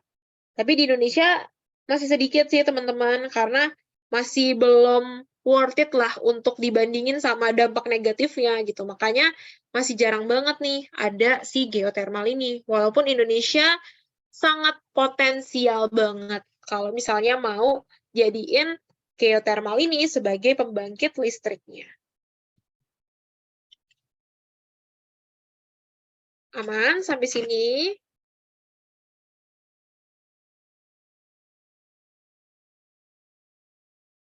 Oh, ini ada yang nanya nih di Q&A. Semua gunung ada magmanya, Kak. Nah, kalau yang aktif itu ada magmanya. Tapi kalau misalnya gunung mati tentu nggak ada magmanya ya. Oke, aman? Oke, ternyata soalnya udah habis ya, teman-teman ya. Sampai sini ada yang mau ditanyain dulu tentang materi atau tentang apapun? Boleh banget. Ini kayak wajib kalian pelajarin bener-bener ya, teman-teman. Tolong banget materi di litosfer, dua-duanya, endogen dan eksogen, karena beneran sesering itu keluarnya. Nanti ya, kuisnya tuh kayaknya di pertemuan iklim deh. 2 pertemuan lagi ya, teman-teman. Itu nanti langsung dibabat abis ya semuanya yang udah kita bahas. Itu kuisnya dijadiin 1. Nanti ya, kuisnya. Iya, emang. Rawan banget, emang. Jadi harus dipelajarin benar-benar. SIMAK UI itu sebenarnya geografinya tuh luas banget, teman-teman, yang keluar. Luas banget. Bahkan pengetahuan-pengetahuan umum kayak kebudayaan yang ada di Indonesia, itu sering diangkat, dijadiin soal. Makanya kita harus banyak-banyak baca juga nih tentang tentang kebudayaan Indonesia sih sebenarnya. Jadi kayak harus banyak-banyak baca sih, mau nggak mau, karena geografinya tuh di SIMAK UI tuh nggak hanya teori doang, tapi banyak juga pengetahuan-pengetahuan umumnya. Jadi kalian sambil baca-baca aja boleh banget di Kompas atau di Tirto, sambil belajar PBM, PPU, itu boleh banget, itu. Iya, makanya baik banget kan analisis, jadi paham teori aja tuh nggak cukup. Tapi kalau misalnya kalian nggak paham sama teorinya, itu lebih-lebih lagi, kalian susah untuk jawabnya, gitu. Jadi dasarnya dulu nih kalian paham teorinya. Nanti baru nih ditambah sama pengetahuan-pengetahuan lain gitu. Yang bikin pengetahuan kalian ya jadi lebih kompleks gitu. Karena kalau kalian nggak paham sama teorinya, itu malahan lebih susah gitu. Ini contohnya nih soal ini. Ini soal SIMAK UI teman-teman. Soal SIMAK UI nih. Kalau misalnya kita baru pertama kali lihat, ya mana tahu Kak ciri Kalimantan gimana, nggak tinggal di Kalimantan nih. Padahal ini sebenarnya ya pengetahuan umum juga kan, bisa dibilang gitu. Makanya perlu banget teman-teman untuk pahamin si pengetahuan-pengetahuan umum kegeografian kayak gini gitu. Aku tryout tuh sekitar 500 sampai 600-an gitu sih teman-teman. Nggak pernah nyentuh 700, 800 itu nggak pernah. 600-nya tuh juga 600 yang nggak tinggi gitu, 620 gitu-gitu. Jadi emang nilai TO aku ya nggak sebagus itu, tapi pas UTBK tuh nilainya bagus gitu. Jadi jangan jadiin nilai TO sebagai patokan sih sebenarnya. Karena kalau tryout ya intinya kalian nanti bahas lagi tuh soalnya, biar nanti pengetahuan kalian lebih lagi gitu. Nilai akhir UTBK ya, kalau di rata-ratain tuh totalnya 711. Nilai geo ya, ntar aku buka dulu, aku lupa nilai aku berapa ya. Ntar aku cari dulu. Nilai geografi aku tuh 898. TO seminggu berapa kali, aku tuh jarang banget teman-teman tryout, karena aku tuh ngerasa tryout tuh capek banget dan nggak worth it gitu loh, kayak mendingan aku bahas soal gitu dibandingin aku ikut tryout gitu. Jadi sebenarnya aku tryout tuh jarang-jarang banget, kayak sebulan sekali doang gitu. Terus nanti baru tuh pas intensif, 1 bulan intensif itu aku seminggu sekali gitu. Jadi nggak sesering itu sih, aku lebih sering bahas soal mendalam gitu. Jadi aku jarang TO sih sebenarnya. Aku tuh tryout cuman di satu platform doang, itu dari bimbel aku dulu. Udah nggak tryout di mana-mana gitu, nggak ikut banyak tryout gitu, karena balik lagi aku tuh nggak suka tryout gitu. Jadi ya udah gitu. Aku angkatan 21. Bener bener, TO tuh capek banget jujur, kayak bikin males belajar gitu loh abis setelah tryout gitu. Karena aku tuh nggak ngerasa tryout itu menyenangkan, makanya aku nggak ngelakuin itu terus-terusan gitu. Aku lebih suka bahas soal, makanya aku lakuin bahas soal ya banyak gitu. Iya, menurut aku sih sama aja ya, cuman paling sesekali kita butuh tryout. Untuk apa? Untuk ngelatih kita bisa nggak sih ngerjain dengan jumlah soal segini tapi ada waktunya gitu. Itu sih yang paling penting. Bener, ngeluangin 1 hari, kayak abis ngerjain tryout tuh udah nggak ada semangat belajarnya lagi, gitu. Nah, full TPS, sekarang kan full TPS ya, itu lebih-lebih lagi, karena TPS tuh teman-teman butuh banget latihan manajemen waktu untuk ngejawab, gitu. Karena aku dulu struggle di TPS tuh ya waktu sih sebenarnya. Teman-teman tuh aku jamin pasti bisa jawab soalnya, kayak PBM, PPU, PU, itu teman-teman pasti bisa jawab. Cuman, ada di waktu sih sebenarnya, kadang tuh kayak nggak keburu gitu. Aku dulu di BTA 8 guys. BTA 8 Jakarta. Iya kan? TO tuh capek banget. Aku sih dulu nggak sering itu tryout, tapi tetap tryout ya teman-teman ya. Sesekali boleh lah tryout gitu. Aku SBMPTN. Enggak, aku swasta kok. Aku swasta dan cuma 1 orang doang yang lulus di UI gitu. Jadi kayak minoritas sih sebenarnya ya di SMA. Kayak teman-teman aku tuh PTN banget gitu, kayak swasta gitu. Tapi ya susah juga sih, karena kita nggak ada teman buat ngambis bareng gitu. Jadi belajarnya kayak sendiri-sendiri, apalagi aku online kan dulu kan. Jadi kayak nggak ketemu sama orang, jadi mau nggak mau belajarnya tuh harus sendiri gitu. Ya kan? Banyak teman-teman aku tuh kayak mayoritas swasta gitu. Jadi kayak udah belajar sendiri. Aku dapat temen tuh dari les sebenarnya. Tapi itu juga nggak deket-deket banget ya, karena online baik lagi ya, jadi nggak seintens itu. Bener, capek gak sih kayak, aduh lu belajar stres sendiri gitu. Bener, emang. Tapi kayak, ya udah sih nggak apa-apa sih, karena kan bisa dapat info dari mana aja ya teman-teman ya. Dari Twitter juga banyak banget. Udah selesai magangnya kemarin. Setiap hari teman-teman, nggak setiap hari juga sih. Kadang aku mix sih kalau lagi nggak pengen bahas soal nih, aku review ulang materi gitu.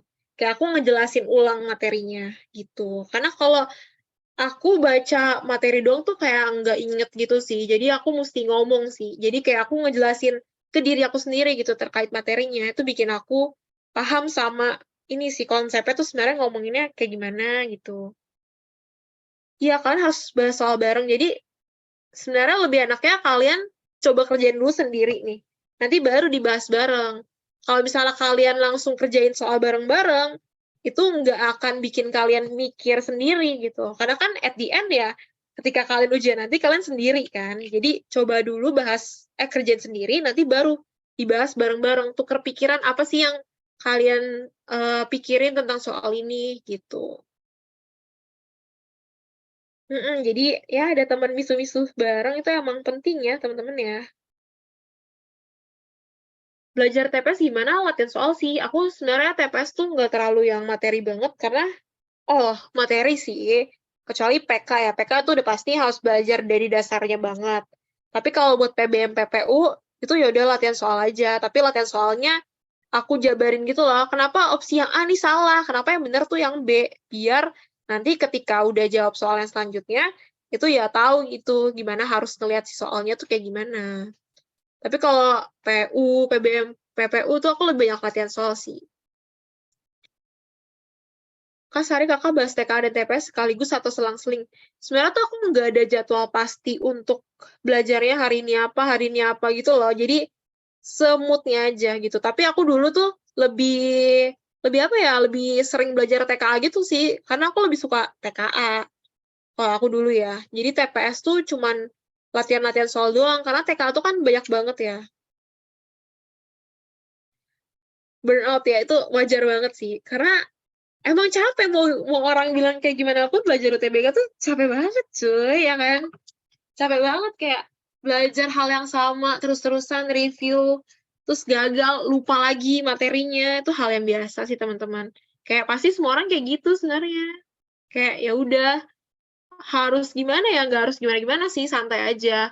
Nggak perlu yang terlalu, wah gila orang lain udah belajar segini, gue masih lupa-lupa terus sama materi ini, itu nggak apa-apa sih. Terus belajarnya yang penting jangan terburu-buru. Karena kalau belajar terburu-buru tuh capek banget. Jadi pokoknya teman-teman tuh harus temuin teman-teman sukanya belajarnya kayak gimana. Kalau sukanya, kalau misalnya suka try out ya udah ikut try out gitu. Kalau sukanya latihan soal ya latihan soal gitu. Kalau sukanya nyatet ya nyatet gitu. Jadi lakuin cara belajar yang emang bikin kalian tuh semangat belajar gitu. Enggak, aku nggak gap year. Nggak apa-apa, TKA kan dipakai ya. By the way, kalian udah tahu belum? Di IG-nya UI, itu besok tuh ada, apa ya, ada Zoom, bukan Zoom sih, ada apa ya, pemaparan jalur masuk UI, itu jangan sampai ketinggalan. Kalian lihat aja apakah TKA-nya itu ada, disimak, nah itu boleh diliatin ya. Iya, sosialisasi, betul. Emang emang capek bosan emang belajar kayak gitu cuman ya udah semangat. Iya semoga ada TKA ya karena jujur TKA tuh sangat-sangat ngangkat nilai aku banget gitu. Karena TPS aku tuh kayak udah so-so gitu loh nilainya. Yang malah yang bagus banget tuh di TKA gitu. Bener, TKA tuh emang best deh, pokoknya love. Kalau di SIMAK UI, yang paling gampang itu adalah ekonominya. Ekonominya tuh sangat-sangat gampang, teman-teman. Beneran segampang itu karena ya ekonomi mau gimana sih? Ya pasti teori lagi gitu. Tapi kalau misalnya udah masuk geografi, sejarah, sosiologi, itu agak rumit gitu ya, karena kita begitulah, kayak dicampur-campur sama pengetahuan sih, makanya jadi susah. Enggak, tapi seriusan guys, kalau misal kalian udah ngerti teorinya, itu ekonomi beneran segampang itu. Percaya deh sama aku. Kayak diulang-ulang lagi. Beneran dah. Kalian coba dah. Kalian pelajarin nih satu bab nih. Terus kalian masuk ke soal SIMAK UI. Itu kayak ya udah teori banget gitu sebenarnya. Cobain aja. Tapi kalau ekonomi, ya kan? Tuh, kata Berlin aja ekonomi SIMAK tuh ngulang-ulang. Beneran guys. Jadi kayak kalau misalkan kalian udah paham sama teorinya, ekonomi SIMAK tuh gampang banget. Jadi yang penting adalah paham paham teorinya gitu. Ekonomi aku belajarnya teori sih, ya udah kayak teorinya dipelajarin gitu. Kayak apa ya? Ya udah kayak satu bab sih. Aku tuh ekonomi tuh harus urutan guys, gak bisa dilengkap-lengkap. Jadi setelah kalian belajar konsep, kalian belajar permintaan penawaran, itu benar-benar harus step by step karena saling berkaitan. Itu. Benar, teorinya tuh banyak, hitungannya tuh dikit dan nggak susah gitu hitungannya. Kayak misalnya akuntansi, akuntansi juga cuma satu soal, bahkan ada yang nggak ada gitu. Jadi kalau misalnya kalian nggak bisa akuntansi, ya udah nggak usah dipelajarin. Kalian fokusin lain aja ke materi yang lain, itu kalau disimak ya.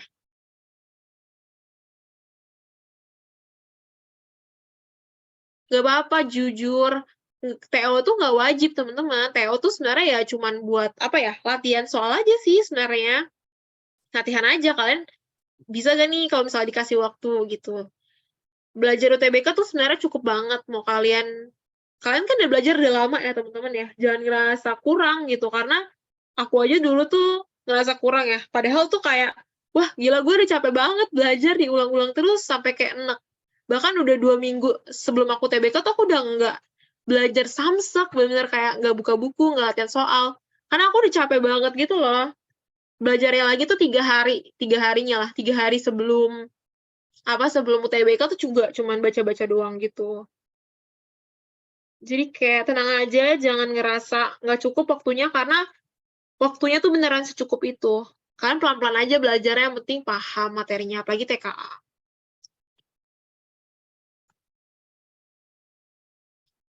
Anak-anaknya gimana? Anak-anaknya sebenarnya beragam sih. Kayak di semua fakultas di UI juga anak-anaknya beragam. Kalian mau cari yang kayak gimana juga ada. Mau cari yang kayak, wah rajin banget, itu ada. Yang kayak biasa-biasa aja, ada. Yang males-malesan juga ada, gitu. Jadi ya tenang aja, gitu. Matematika dasar itu teman-teman beneran harus belajar dari dasarnya. Kayak kalian tuh nggak bakal bisa kalau langsung latihan soal.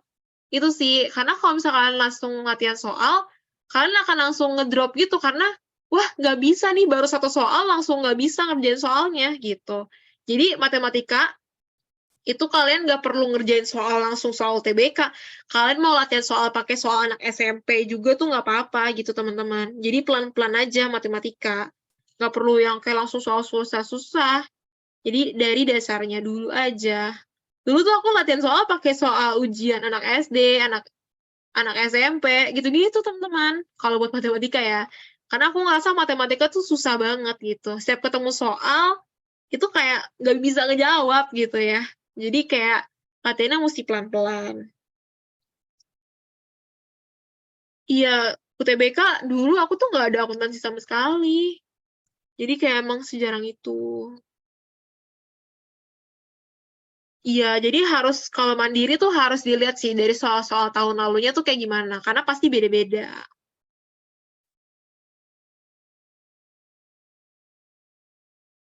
Bener. Karena TO tuh gini teman-teman. Misalnya kalian nih, kalian TO di Pahamify misalnya. Nah, kalian TO pertama jelek, TO kedua udah lumayan, TO ketiga tuh udah bagus.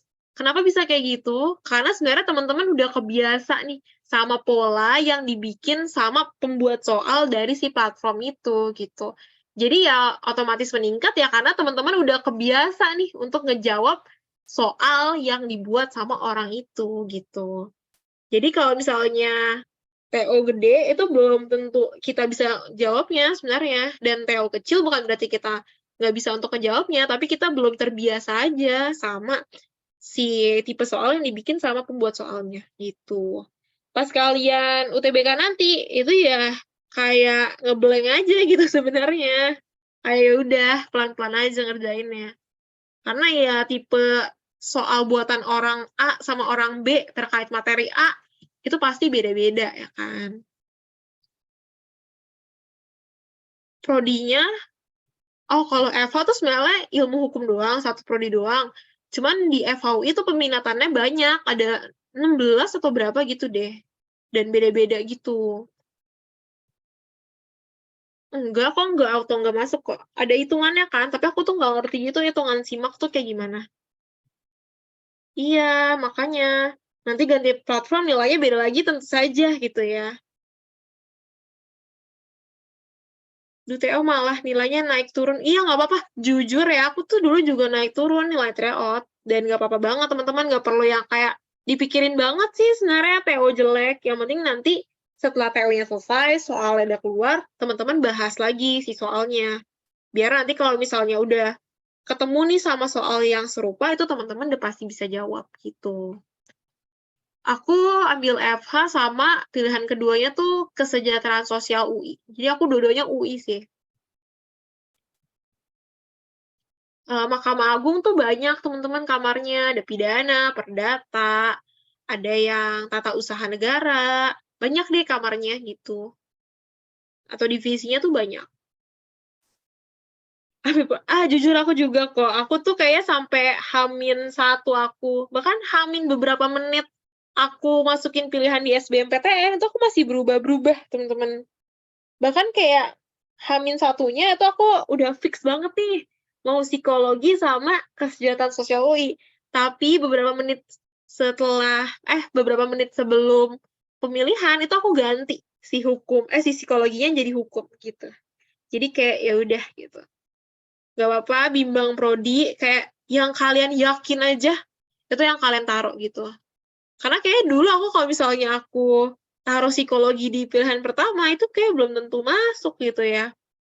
Bisa aja masuknya ke pilihan kedua gitu. Jadi yang kalian yakin aja sih sebenarnya kayak di dalam hati kalian sendiri gitu sih kalian yang bisa ngerasain sendiri yakinnya tuh kayak gimana.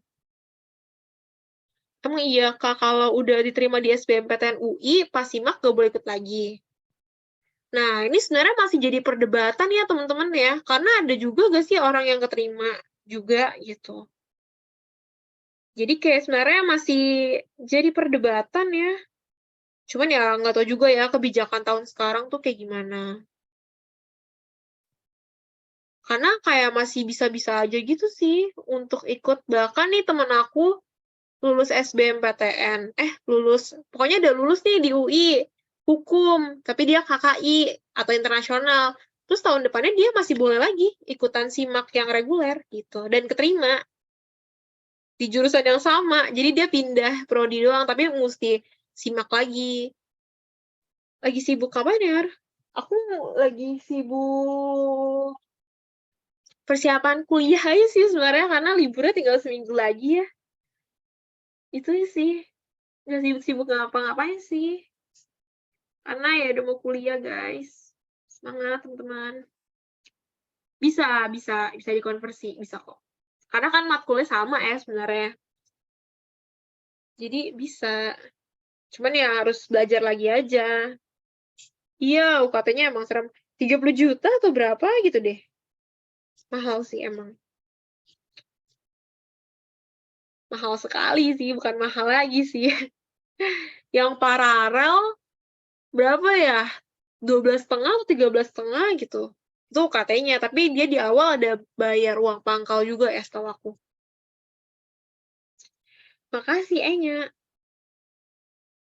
Pokoknya kalian harus research sih sebenarnya. Jujur murah. Menurut aku ya, di UI itu murah.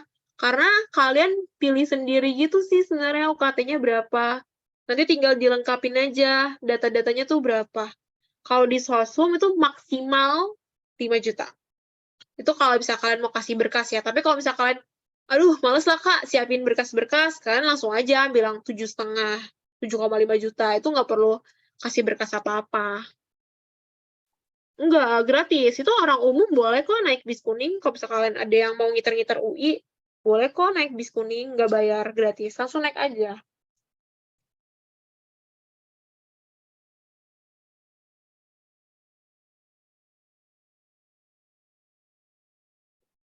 Gitu. Jadi kalau misalkan butuh refreshing, mau ke UI, silakan ya guys ya. Boleh banget ya. Karena UI itu terbuka untuk umum sih. Kayak siapa aja bisa datang gitu.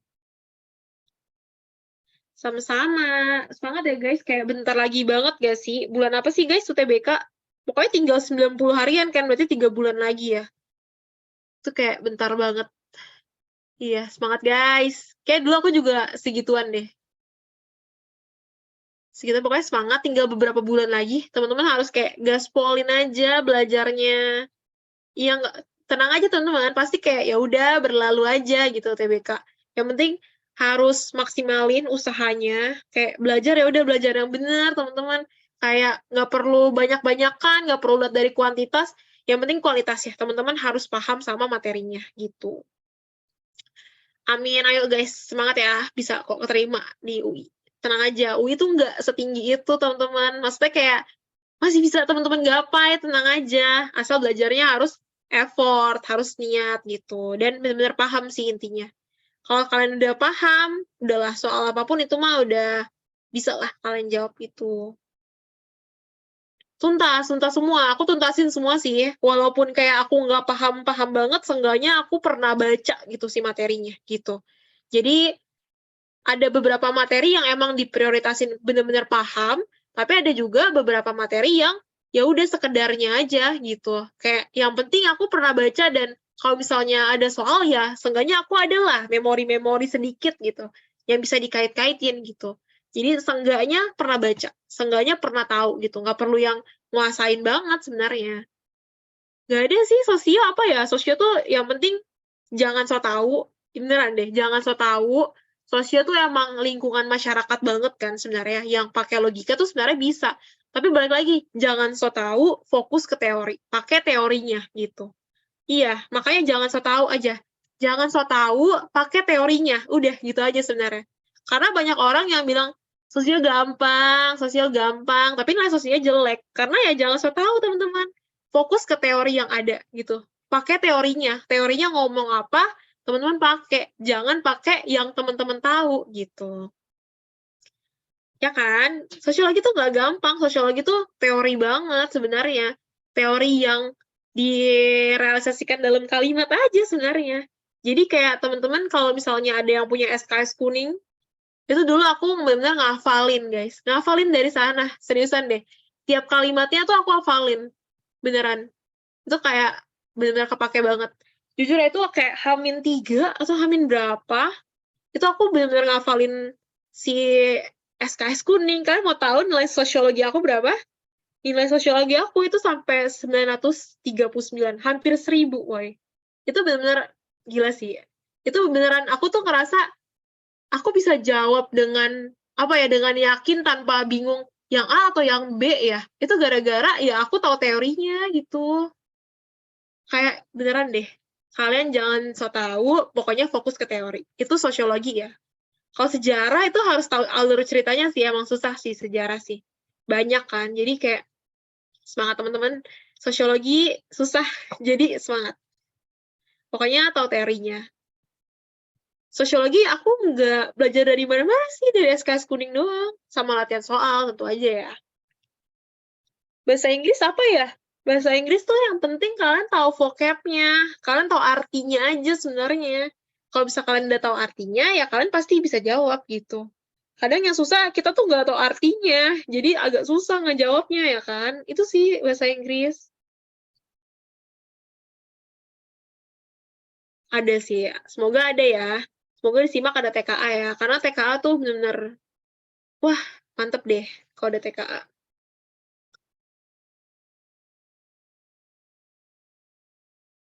Kalau sejarah ya udah, kalian harus kalau misalnya nonton film, ada film yang kebetulan diangkat, ditonton aja teman-teman. Biasanya kalau dari nonton film tuh biasa lebih inget kan. Cuman aku tuh gak gitu inget ya judul-judul filmnya tuh apa aja. Cuman kayaknya ada deh. Iya emang ladang poin banget, parah. Jadi dimaksimalin aja tuh di Mandiri. Tapi kalau misalnya bisa lolos di SBMPTN, kenapa enggak ya kan? Jadi dimaksimalin aja semua jalurnya gitu. Karena sebenarnya paling enak tuh di SBMPTN guys, karena saingannya nggak terlalu banyak kan. Tapi kalau SIMAK itu banyak banget yang daftar sebanyak itu. Jadi saingannya tuh lebih besar lagi. Jadi pokoknya jangan mikir ya udahlah nanti ada SIMAK, ya udahlah nanti ikut mandiri, jangan kayak gitu ya. Jangan kayak gitu. Pokoknya setiap jalurnya itu harus dimaksimalin benar-benar gitu. Jangan tunggu inilah, tunggu itulah, jangan kayak gitu. Pokoknya yang di depan mata itu harus dimaksimalin semuanya gitu ya. Iya sama banyaknya, cuman tuh SIMAK lebih banyak lagi teman-teman. Kalau misalnya teman-teman cek ya, SIMAK tuh parah deh. Karena kan nggak ada batas minimalnya ya. Kalau SBMPTN ya udah satu orang cuma bisa daftar 2. Tapi kalau SIMAK ya orang bisa daftar banyak teman-teman. Jadi kayak semangat pasti bisa. Bisa lah guys, tenang aja. Pokoknya jangan pesimis, jangan mikir aku bisa gak ya, aku bisa gak ya. Tapi fokus belajar aja gitu. Yang penting ngerti. Kalau misalnya kalian udah ngerti ya udah gitu. Gak usah yang terlalu mikirin banget bisa keterima gak ya, bisa keterima gak ya, gitu gak usah. Kayak iya, jujur emang aku tuh kayak simak tahun ini tuh offline deh. Soalnya tuh di UI beneran kelas tuh udah 100% offline guys, kayak udah aktivitas kayak biasa aja gitu. Jadi kemungkinan besar bakalan offline. Cuman nggak tahu ya kalau misalnya di onlinein tuh gimana. Karena kalau misalnya online tuh jeleknya tuh banyak yang joki. Itu kayak curang banget gak sih?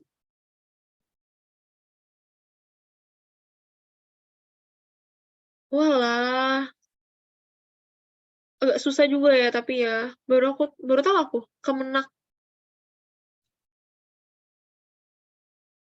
Bener emang banyak kok orang kayak gitu yang coba-coba doang nggak ambil emang. Iya betul. Jadi kalau di SIMAK itu ada 6 pilihan, 3 paralel, 3 reguler. Betul. Benar, wifi rumah lemot, ada yang joki, gitu-gitu deh pokoknya. Bahkan teman aku tuh ceritain ke aku, ada temen dia di fakultas lain tuh yang di joki dan nggak ketahuan gitu. Oh lah, itu tahun ini baru tahu aku ada beasiswa kayak gitu. Keren dah. Tapi juga lumayan susah ya. 9 orang yang daftar keterima cuma 2. Ya, usahain reguler dulu ya teman-teman ya. Karena kalau paralel, walaupun ya peluangnya lebih gede, tapi bayar lebih mahal. Sayang banget gak sih? Kayak, kenapa kalau bisa bayar yang murah, kita nggak pilih yang murah ya kan? Oh lah, tahun kemarin, 2022. Tapi jangan, dulu tuh aku pilihannya, pilihan pertamanya tuh ilmu hukum reguler, pilihan duanya tuh ilmu hukum paralel gitu. Tapi diusahain ya sesuai jurusan yang kalian minat ya. Urutinnya sesuai jurusan yang kalian minat. Jangan sampai kalian ngeduluanin reguler tapi jurusannya tuh kalian nggak minat gitu. Jangan sampai kayak gitu. Banyak emang ya beasiswa-beasiswa gitu deh. Itu juga ada gak sih kayak olimpiade-olimpiade gitu. Tapi itu cuma beberapa fakultas doang sih. Tapi kan kayak privilege gak sih?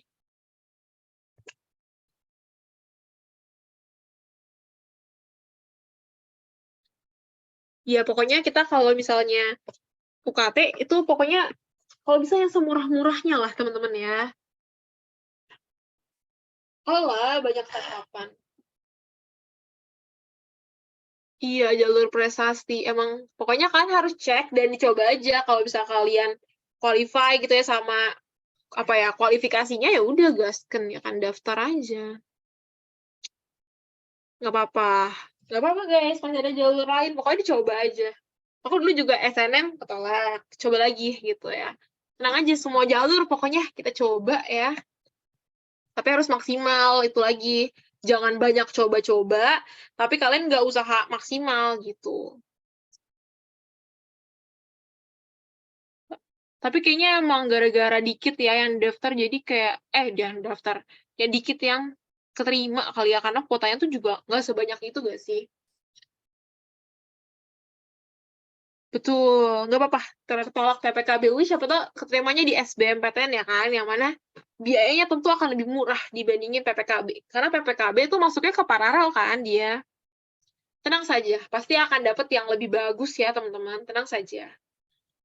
Ketolak tuh nggak apa-apa ya, biasa. Tapi yang penting jangan down. Karena aku dulu juga ketolak, tenang saja, kita sama-sama tertolak. Karena dulu tuh aku ranking di bawah aku itu justru keterima gitu. Tapi tenang aja, ternyata ada itunya lah. Oh, ternyata ketolak tuh gara-gara ini, nanti hasilnya lebih bagus. Karena pas SNM tuh aku pilihnya tuh nggak pilih hukum, guys. Tapi sekarang berujungnya di hukum ya kan. Jadi kayak ya udah emang pokoknya setiap orang udah punya itunya lah, rezekinya masing-masing. Tinggal kalian usaha aja yang bener. Pokoknya usaha sama kehokian kalau digabung itu mantap, guys. Pokoknya kalian usaha dulu aja nih, siapa tahu nanti adalah, pastilah. Baik-baik berdoa sih pokoknya. Semoga kalian ketemu soal yang kalian tuh bisa jawab gitu. Ya kan? Pokoknya ketemu soal yang kita tuh bisa jawab. Karena kan SBMPTN atau TBK tuh kan banyak banget ya kan soalnya. Pokoknya semoga aku berdoa ya buat kalian yang masih ada di Zoom ini nih, dan yang lain-lainnya, itu ketemu soal yang kalian bisa jawab ya teman-teman ya. Kalian tahu jawabannya. Jadi nilainya gede ya kan? Pokoknya jalur langit deh. Emang nggak bisa kita tanpa jalur langit. Belajarnya tuh nggak cukup, teman-teman. Kadang faktor kehokian tuh diperlukan. Betul, jalur langit tambah usaha. Itu mantap. Iya, makanya baik banget kan. Jadi kayak semangat, teman-teman. Pokoknya harus semangat. Tuh, pokoknya dimanfaatin deh. Pokoknya usaha deh, yang penting usaha sama jalur langit. Itu udah combo maut lah.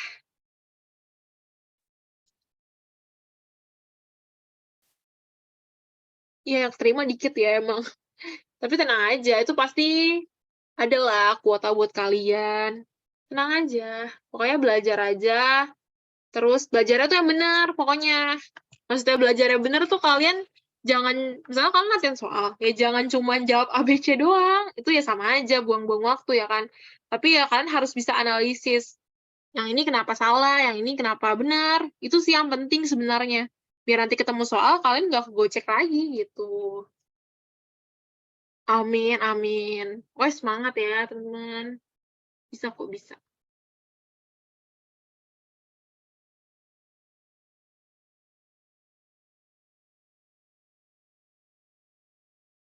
Tuh.